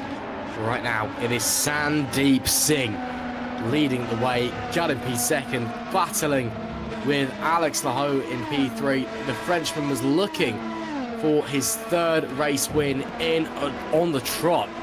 Now, while it's still a possibility, it is not looking so likely. And Sandeep Singh, as it stands, is on track for what I believe will be his first it's his second Superlights win, apology, but his first win since Monte Carlo back in 2022. It's been a long time. It's Alex Laho to the inside. Great stuff from Alex Laho, the Frenchman, back into P2. He is not down and out yet. And will the team orders come into Road's Formula's team squad? We'll have to wait and see. But Laho, great move on Vincent Gutt, up into P2. And with, well, let's say 9 or 8 laps left remaining, it could very much be Singh and Laho for the end of the race, Caitlin Penny. There is still a long way to go. There's still a lot to answer for. It's Road to Formula 1-2. They are, of course, the leading team in the Teams Championship by quite a long way. 82 points to Valley Esports' 49. And, of course, with Maggio being caught up in that collision, they're going to extend their gap even more. But yes, 1-2. Now, of course, it's about which driver will finish ahead. This early in the season, they're still both in contention for the championship, so I'm not expecting Sandeep Singh to move aside for Alex Laho or anything along those lines. Now, of course, we're going to see if Vincent Gutt can keep up with Alex Laho, and then, of course, aside from that, it's about the battle for fourth place between Mayer and Herlock, which could bring some points back in the direction of Valley Esports. Spark Racing, it's worth noting, only 1 point behind Valley Esports coming into this race. They've had one podium between them, with Herlock's second place in Australia and Mayer's second place in Saudi. And now, of course, Vincent Gutt seems to be set for a third place finish, providing the race order finishes as it is now. And down the straight they go, with Herlock activating the DRS once again. Davide Zanini appears to have just lost a place to Maxime Bouli. That's over 12th position, but no change in the 4th or 5th place. Oh, we got a change potentially coming here, though. Zanini and Bulio for P12. Does Maxime Bouli have a look to the outside of what those? Yeah, had a little look to the inside.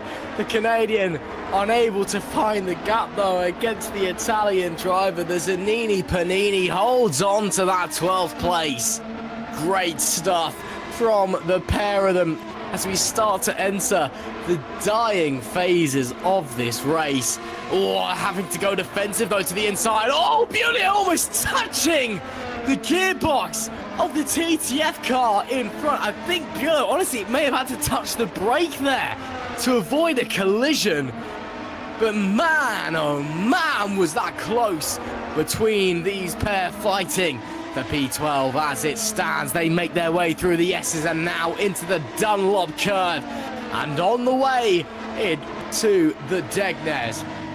Fantastic section of the racetrack, this. And well, if you get the drive out of here, should I say, you will be all right. But as we go back to the fight for P4, I don't think that Jack Mayer's got damaged because he's managed to hold on to that P4 from Joseph Herlock. I think there was just a mistake or maybe a touch somewhere in there for Mayer, who, a few laps ago was in the lead of the race. And, it's still, fighting for fourth place. It's still fighting for competitive points.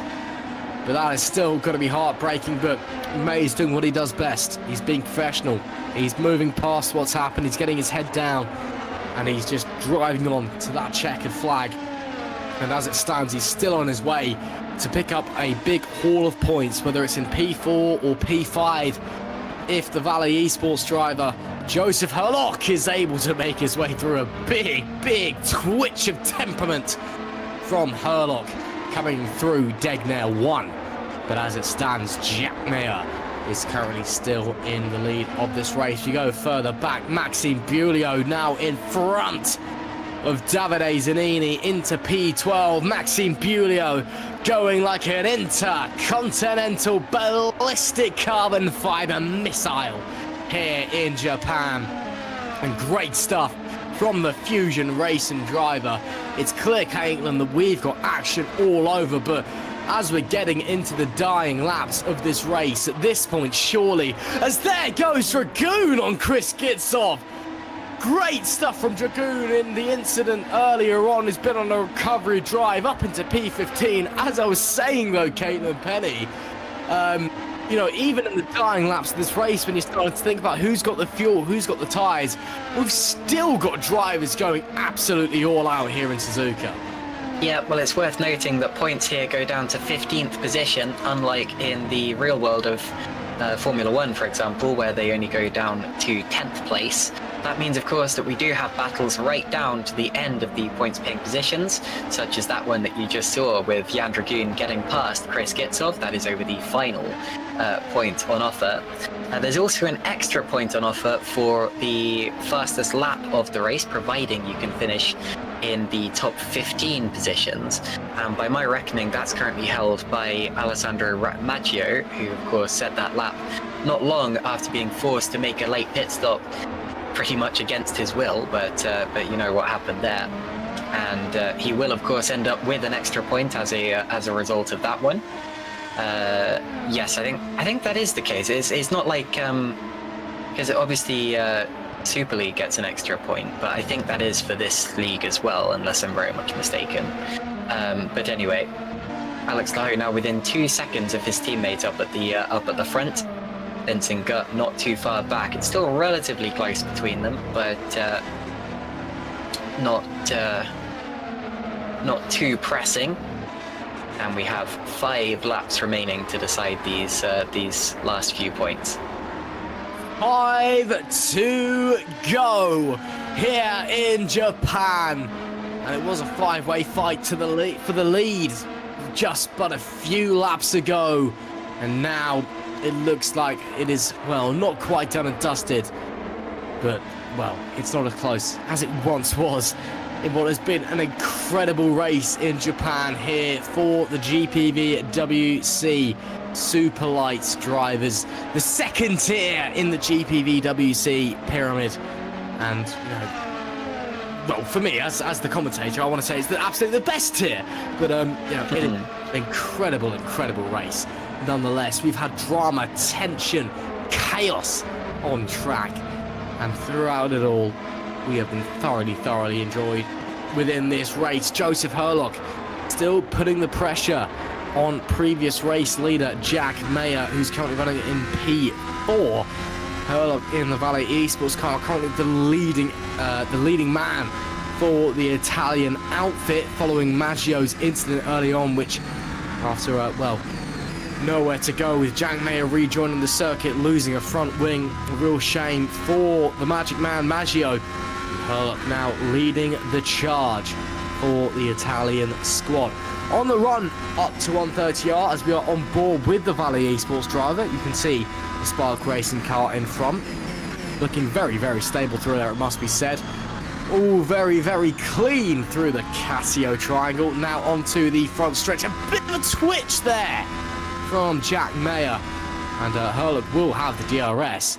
I don't think he's close enough though, to put it politely, down into turn 1, and most certainly he is not on this occasion, but he can keep piling in the pressure. The checkered flag is not waving yet. We're still a few laps away from that. If Herlock can keep putting the pressure on, there may still be an opportunity for him.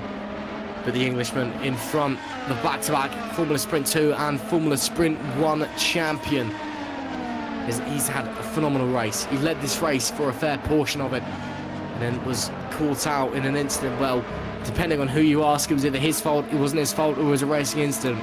But now down in P4, doing what he can to gain some points for Spark Racing. We've got Spark Racing very tightly locked in the championship battle in the Constructors alongside Valet Esports. They're only a point behind them at the moment. If they finish where they do now, well, they're very company leapfrog them, but Road to Formula Sim Racing, currently 1-2, once again will continue to extend their gap. It'll be their first 1-2 of the year. But, you know, given how strong they've been, they've had 1-3 so far this season. But looking how strong they are at the moment, Singh from Le Houx, it has been an incredible performance from the pair of them. In fact, every driver out here tonight has done a great job. I mean, especially when you're looking at, you know, the kind of the top drivers, Caitlin. You know, when you look at, you know, your Singh, Le Houx, Gut, Mayer, Maggio, Herlock, you know, you kind of your top 6 drivers in the top 3 teams. For me, anyway, they've all put in stellar performances. Yeah, looking back now at David Wasserman and David Faidok, and the latter, David, gets the upper hand. So Faidok through into to P6. And I said after he made his stop from P6 and went to 8th that he'd be back up there in no time at all. And look at him now, back up into 6th position. I'm sure his onboard of that move was very fun to watch indeed. Good race from David Faidok as well. And who's that coming up the pits? Dominic Kurashap. Is that? Well, I don't think he came out the pits because he's pitted twice already. But that was a move there from Pishjan on Kurashabin up into 10th position. So it is still changing despite being so late in the race. But yeah, as you were saying, everyone's done a great job here. It's the kind of race where you feel like congratulating people just for finishing the thing. And with how frenetic it's been, with how and wide, and Jack Mayer's from wide, and Joseph Herlock gets through into 4th, and Mayer gets a good run out the corner despite having run wide, so he may still be able to come back through. He'll take a look to the inside of 130R. Come on guys, please keep it clean. Mayer goes back through, so he nearly lost 4th place, but he will be credited as still being in that position. Manic move from Mayer up the inside of 130R after momentarily losing out on P5. Joseph Herlock continues to put the pressure on as they start their penultimate lap of this race here in Suzuka, a race which has served up everything you could want from a sim race. GPVWC, what again has performed at its absolute best. Superlights once again performing at its absolute best. It has been brilliant tonight. It's been a privilege to commentate on this race and to call this race. And it's not quite done yet because Herlock is still putting the pressure on the Spark Racing driver of Jack Mayer. Mayer, of course, currently sitting 4th in the championship as it stands. Joseph Herlock, well, let's just say it's not quite going as well for him. Well, actually, I'll say that. It's actually going better for him, should I say. He's currently sitting 2nd in the championship. But in this race, should I say, it's not quite going as well for him as we saw some action further back in the pack there. But Joseph Herlock still putting the pressure on into Spoon Curve as they come round. He might potentially get a run into 130R here if he's got a good drive out of Spoon. He certainly has the slipstream. Don't think he's brave enough to stick it out though. Mayer is going defensive though, trying to squeeze Herlock out. It's not going to quite happen. Singh starts the final lap of the race, 1.5 seconds in front of Le Houx, his teammate. But we focus on this battle. P4, Mayer versus Herlock. You know, when you're looking at how close it is in the championship between Spark and Valet Esports, Caitlin, you know, this one position could be absolutely massive between the pair of them, as Herlock had another look but couldn't make it work. Yeah, it's massive, especially after what happened to Maggio just now. Of course, Spark will be ahead if they finish like this. And it's worth noting that while Road to Formula have scored a double podium at every race of the season so far, this would be Vincent Gutt's first podium at this level. He's scored podiums in the Academy Series and in Formula Sprint 2. But of course, this would be the first time he'd be seen right at the top of Superlights. And of course, started several Super League races as well, but hasn't quite had the same results. Herlock with a little lock-up still very close to the back of Jack Mayer on what is the final lap of 44. It is indeed. Sandeep Singh is surely not too far from the line. And indeed he's not. Casio triangle to go.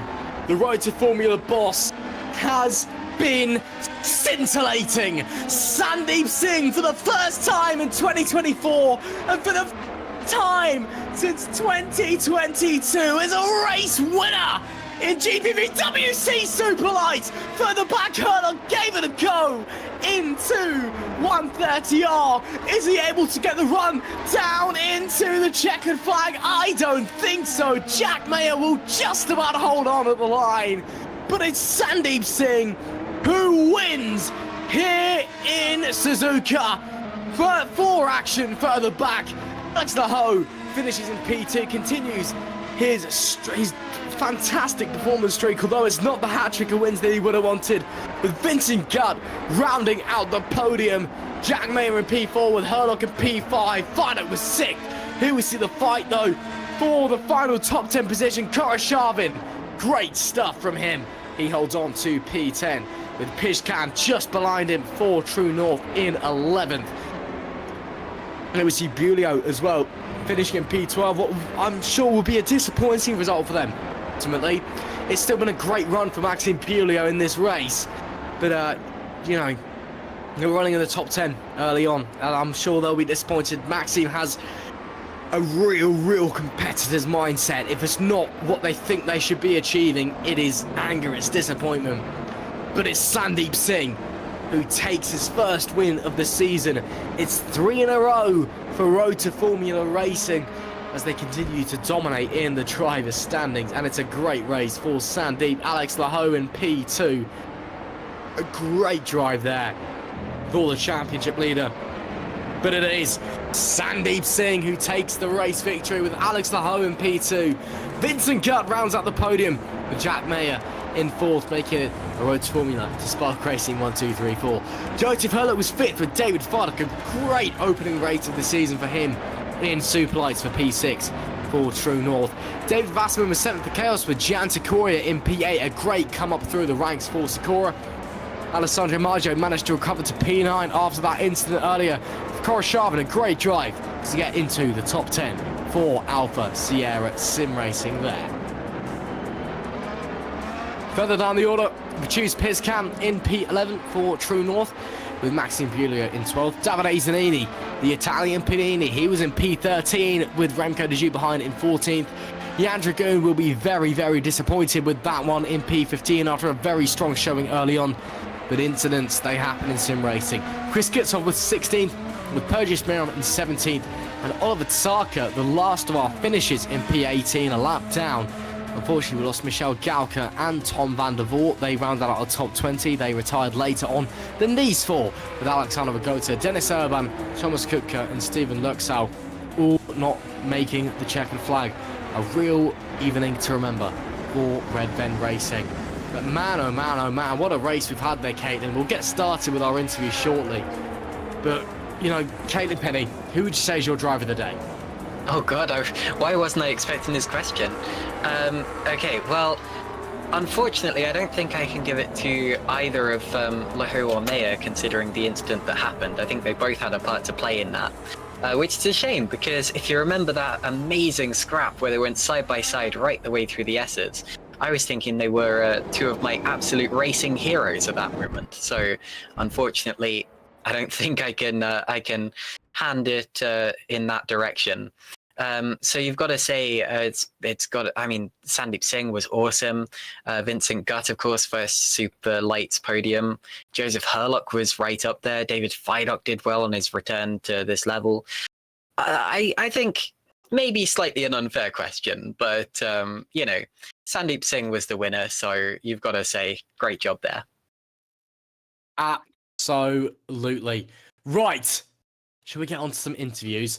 First of all, we've got to talk to our race winner, Sandeep Singh. Sandeep, can you hear us? Yo. Well. It's been the first race win in a long while with a great performance. A little bit of luck came in, of course, but you've got to feel very happy with that one. Wasn't that long.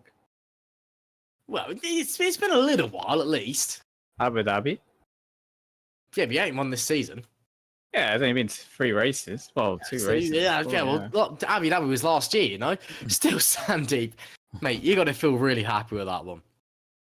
Yeah, I'm alright at that. Obviously, a little bit fortunate with the incident up ahead, but yeah, I had to. Yeah, I just took I just took my chance basically today. That was it. Yeah, fair play. I mean, let's talk about the race for not just Super Road Formula as well. I mean, both you and Alex having a strong race, a 1-2 there.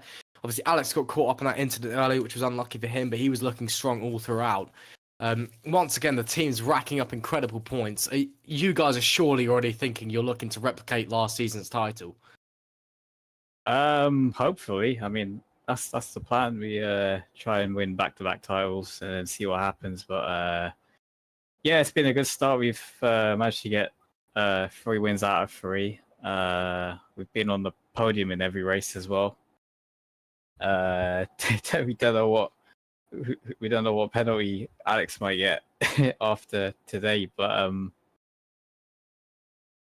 yeah, I'm a little bit mixed. I'm a bit gutted for Alex. I thought he did better job than me today. Up to that point, I don't know what happened. My car wasn't handling as sweet as it was in practice.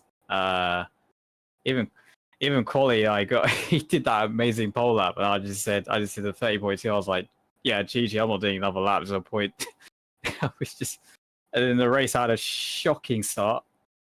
Not sure what happened. I just don't think I don't know what happened. Maybe I was just a bit tired. And then I made up places quite quickly. And then when I tried to catch up to the front 2, the car just wasn't handling as well as it was in testing. And then after that,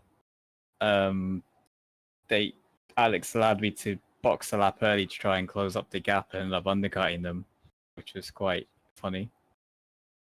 And yeah. Yeah, I mean, if it's any consolation to me, it was a racing incident. I'm sure Caitlin would agree with me on that one. But I honestly haven't seen it properly, so I don't want to say something that gets taken out of context. Yeah. But I mean, we got a pretty good view of it. It looked like a racing incident to me. Obviously, the stewards might think otherwise, but at least there's that to me anyway. We'll wait and see what the stewards say after the race. Let's talk about Alex though quickly. Just a few hours ago, he wasn't racing. You were quite frank in that disappointment earlier. Were you able to understand what was going on there, or? Says who? Well, of course. Well, you said so. But he was sarcasm. Then why would I write Stark underneath? You guys need to read properly, man. I'm trying to create drama here. Yeah. But, this isn't Drive to Survive, so don't make fake drama. All right, well, Alex ended up racing anyway. A great pole up, but again, as I said, you must be delighted with that result for the team. You're streaking ahead of the constructors. You've got the race win. You're very firmly in the race for the Drivers' Championship as well. You've got to be delighted with that race. Yeah, I mean, I did get a win. I mean, every time I get a win in lights, that track isn't on the calendar the following year, so we're not having Suzuka next year now. Well, we'll wait and see what the calendar is next year, but congratulations, Sandeep. A great drive out there, and first one of the season. Well done. Thanks. Great to hear then from Sandeep Singh. That's 3 race wins on the trot for Road to Formula. Let's now pull in his teammate. Actually, no, we won't pull in his teammate because I said that I'd pull in Jack Mayer. Actually, I did message him, so I'll pull in him first. But let's speak to Jack Mayer as well. Jack, if you can hear us, hello and welcome. What is ultimately a disappointing result, but a great race nonetheless. How are you feeling after that one? Hi, guys. Yeah, I don't really know where to begin. I think qualifying the first stint and, up until the moment, I think the race was running exactly how we wanted it to. I mean, qualifying, the pole was never the target, nor was it what I wanted. I don't think anyone wanted pole, because just sitting behind first, as you could see, was just as beneficial. The racing wasn't going to happen in the first stint. The first stint was just to make the second stint happen. And just sat behind Alex the whole of the first stint. The strategy would have been box lap 17, lap 18. That's what you saw. And as soon as I saw Alex stay out for lap 18, that's when I think Vincent came in. It was always going to be one of us, and so I just went to pass Alex to get in front of him for the second stint. Done what we needed to, came out where we needed to, got past Sandeep, and then from that moment it was just managing the tyres, and then they didn't want to overtake and they couldn't overtake. And I mean, it's still, I don't know what would have happened after the incident, but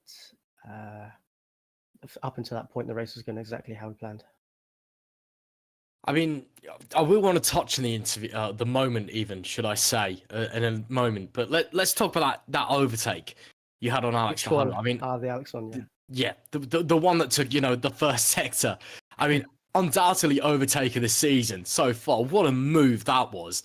You were side by side for the entire first sector. Talk us through that. I mean, was it kind of just hanging on and hoping it happened, or was it just you knew it was going to happen? Talk us through that. It was knowing that I was going to come through no matter what, because I needed to, and it was a bit of a surprise, the grip we had. That was the end of the tyres. There was nothing really left of the tyres, and we were still able to put the car, at least I was able to put the car where I needed. I think it was with a bit of help of Alex understeering through, I think, turn 4, which allowed me to switch back. But at the same time, he had the outside line through turn 6, the right-hander.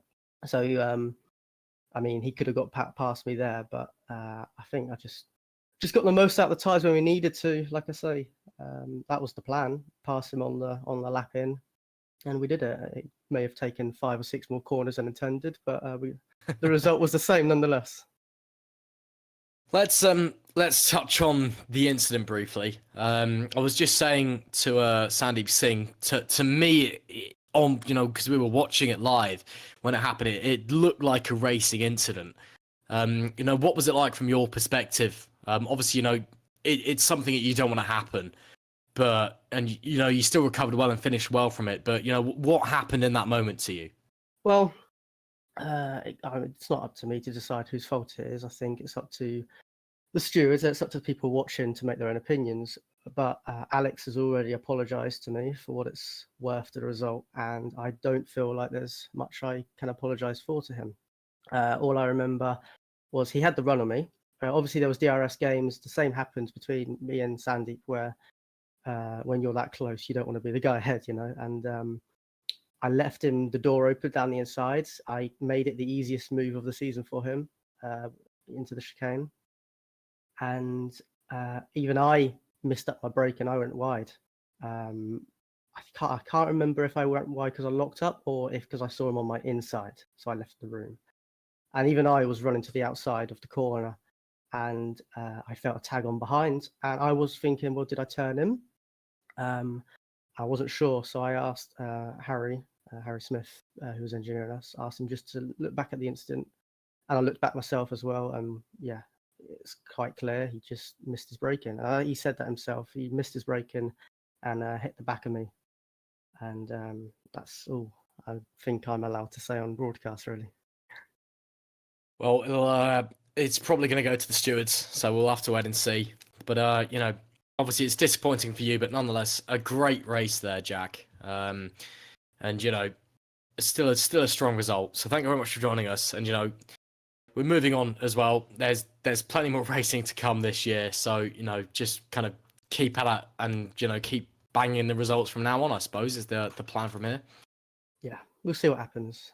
It's racing and there's another 13 races left. So we'll see what happens in them. But congrats to Sandeep and, of course, congrats to Vincent on the podium as well. He drove a great race. And, we'll see what happens in 2 weeks. Well, thanks for joining us, Jack. A strong performance out there, even if the result didn't quite match what you wanted in the end. Thank you very much. Thank you. Well, that was Jack Mayer. Speak to us, Caitlin. If you're still here, would you maybe potentially like to interview Alex Lahoe, the other side of said incident? Okie dokie. Well, let's bring in Alex Lahoe. Alex, do you hear us? Bonjour. I mean, bonsoir. Bonjour. So, Alex, how do you think this went for you today? My honest reaction. Yes. It's a tricky Yeah, one, isn't it? Because you had the pace, but there were just certain things that didn't quite go your way. But let's talk about the Yeah. pace to start off with. All right. You and Sandeep, especially in qualifying, you guys were just rocket ships. How did you set your car up so that it was so good today? We set the car to be fast. I mean, obviously, like we tried to go for a lower wing setting at first, but looks like it was not very beneficial in the long run, in the race run.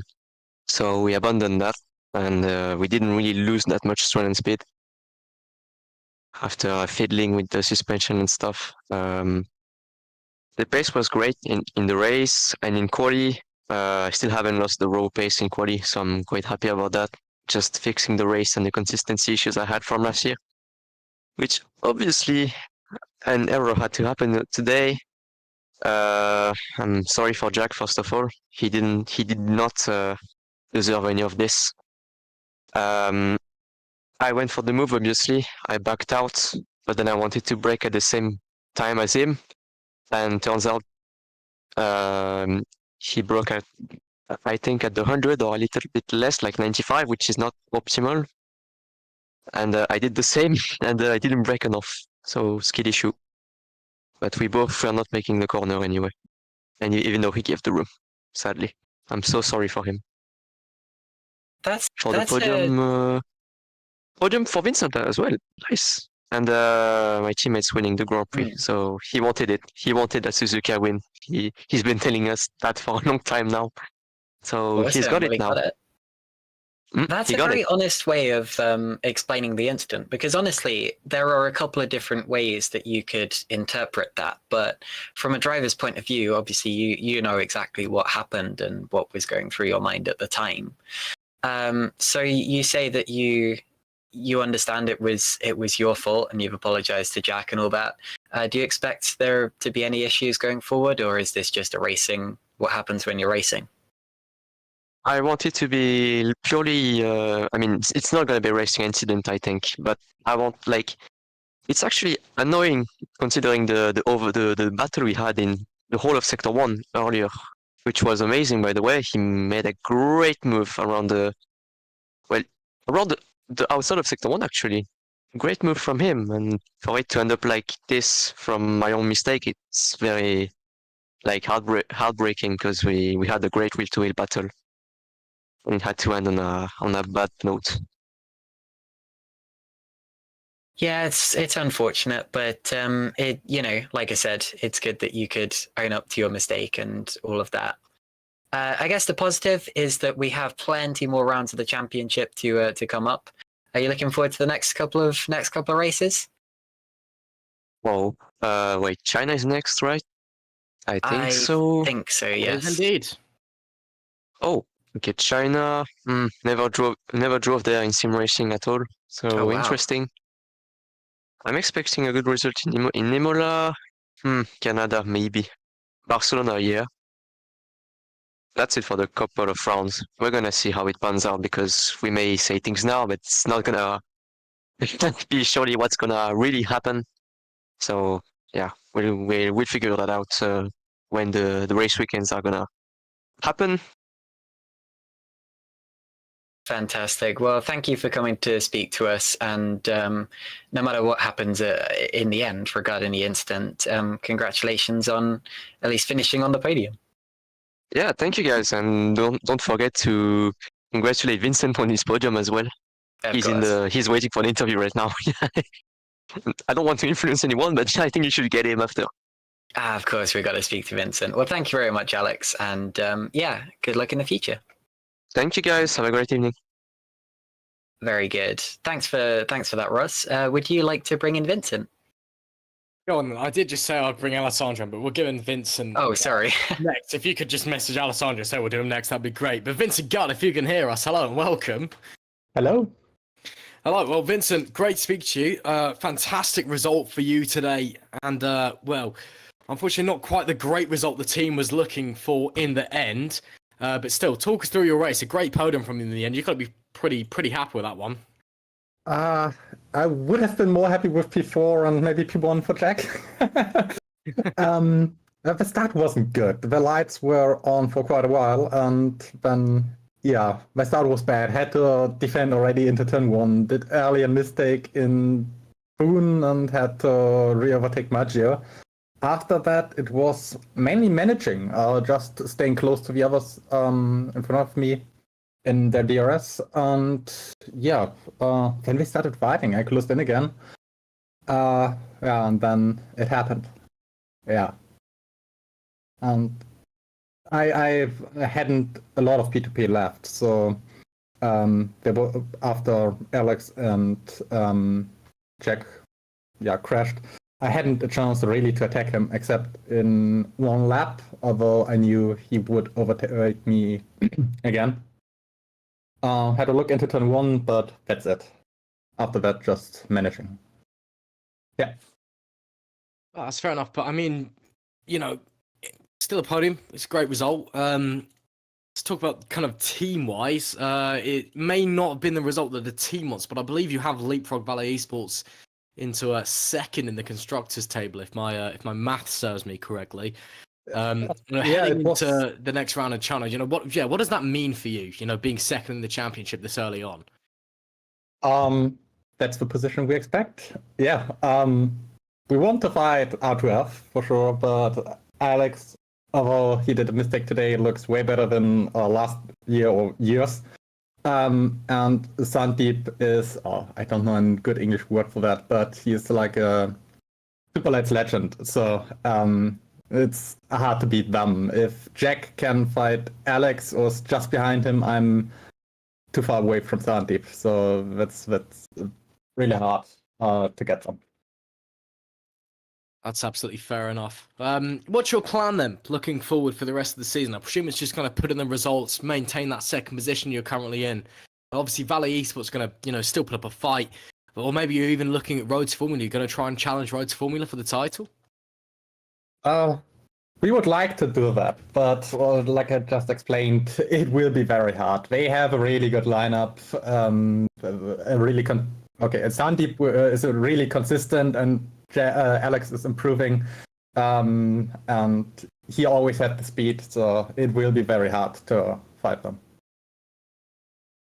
Well, thanks for talking to us, Vincent. A strong result for you today. Congratulations. It's been a pleasure having you here. Thank you. Yeah, thank you. Goodbye. Thank you, Vincent. That was Vincent Gutt finishing on the podium there. Next, we're going to drag in Alessandro Maggio. We will just about have time for one more interview after this one, but Alessandro, can you hear us? Yes, can you hear me? We can indeed. Well, what a disappointing result in the end after what was a great race, through no fault of your own. Just talk us through the race there. I mean, you were running really, really strong and then got caught up in that incident. You can't really avoid those things. But, you've still got to be feeling happy with that one. You were driving super, super well.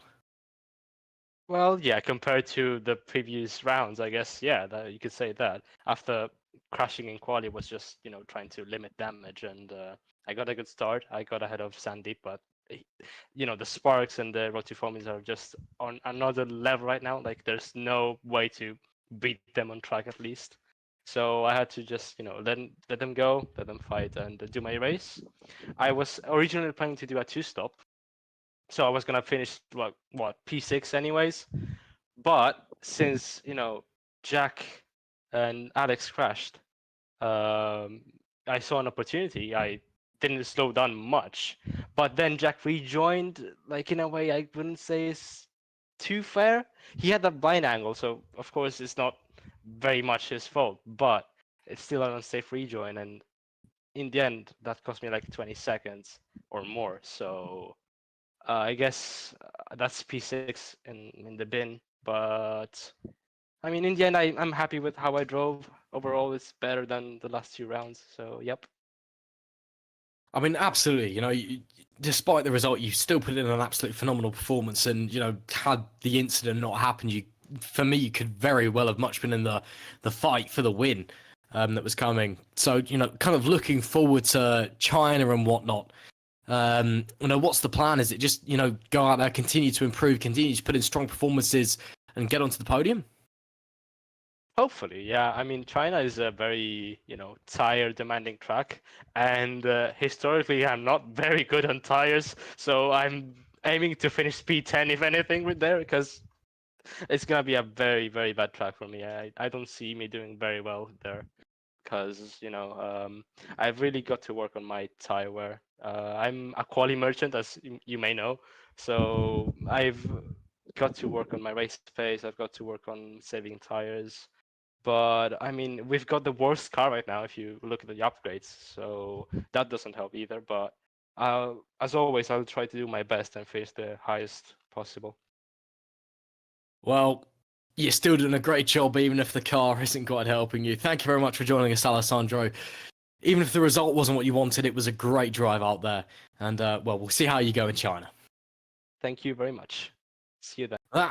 I dropped him out before he finished, but that was Alessandro Maggio speaking. Caitlin, I think we have time for one more interview. And, we've got a few people waiting, but I would love for you to speak to David Fiduk, if that's all right. So if you'd like to bring David Fiduk in, that would be a pleasure. Already on it. Very good. Hello, David. Can you hear us? Yeah, good evening. Good. David, I was not expecting to see you in this category until quite recently, but you've made the jump over, and I have to say again, congratulations to your wife on her promotion. Seemed to go pretty well for you today. How are you feeling? Yeah, I didn't expect to be there either, but yeah, family and all that comes first. If you don't mind, I just want to publicly thank Toby, Chris, and the gang for even putting me on the list to sign me for their team. What a team it is as well. The amount of work they do, Jesus, it's full on, and they're really good guys over there. It's just a shame it went this way. Was looking forward to a strong season, but yeah, Mrs. been working at this for 10 years now, so I couldn't really say nah, racing's more important. But yeah, as soon as I made the post on the Super League channel, within minutes I had offers to come down here, and it was either sit at home watching EastEnders and seeing if Phil beats someone up, or keep the dust off the wheel and see how we go down here. But yeah, it was good. Still getting used to the car. I don't know if it's the weight, or I don't know, just something feels really different with it. I don't know if it's me or the mod. I don't know. But yeah, quali I could have done a couple attempts better, but just didn't have no confidence in the rear to push through sector 1 come the actual time. And race pace was fine. Was stuck behind Joe most of the time. My wings were too high. I could not get close enough to even look at a move, let alone line one up. So I thought, instead of staying on the one stop like everyone else, I'd jump in and see if a 2 would work. Yeah, a few too many laps at the end. It's not Super League, is it? It's only 44 laps, so didn't have enough time to reel it in, but it was close. So I'll just see if I can pick up something with extra time penalties and then work in China. Fair enough. Well, congratulations on your P6. This is the first time we've had China back for a couple of years, actually. Quite an interesting place to go to, considering the high tire wear and the long straights and all of that. You feeling good about it? Yeah, it was actually my last Super League podium, so. Yeah. Yeah, it's been a while. I think that was when I was racing for Epic. Yeah, I go quite well there. I think the high tire wear tracks suit me, and my driving style. So yeah, I just got to nail this setup. A bit of rain would be nice just to spice it up a bit, but should be all right. Yeah. Fair enough. Well, thank you for coming to speak to us, and I'm glad you're still involved in GPVWC. Yeah, me too. What are you doing down this end anyway? I had to step in last minute. Yes, I was here specifically to cheer you on. That's it. Yes. Yeah, cool. Thanks, guys. See you next round. Thanks, David.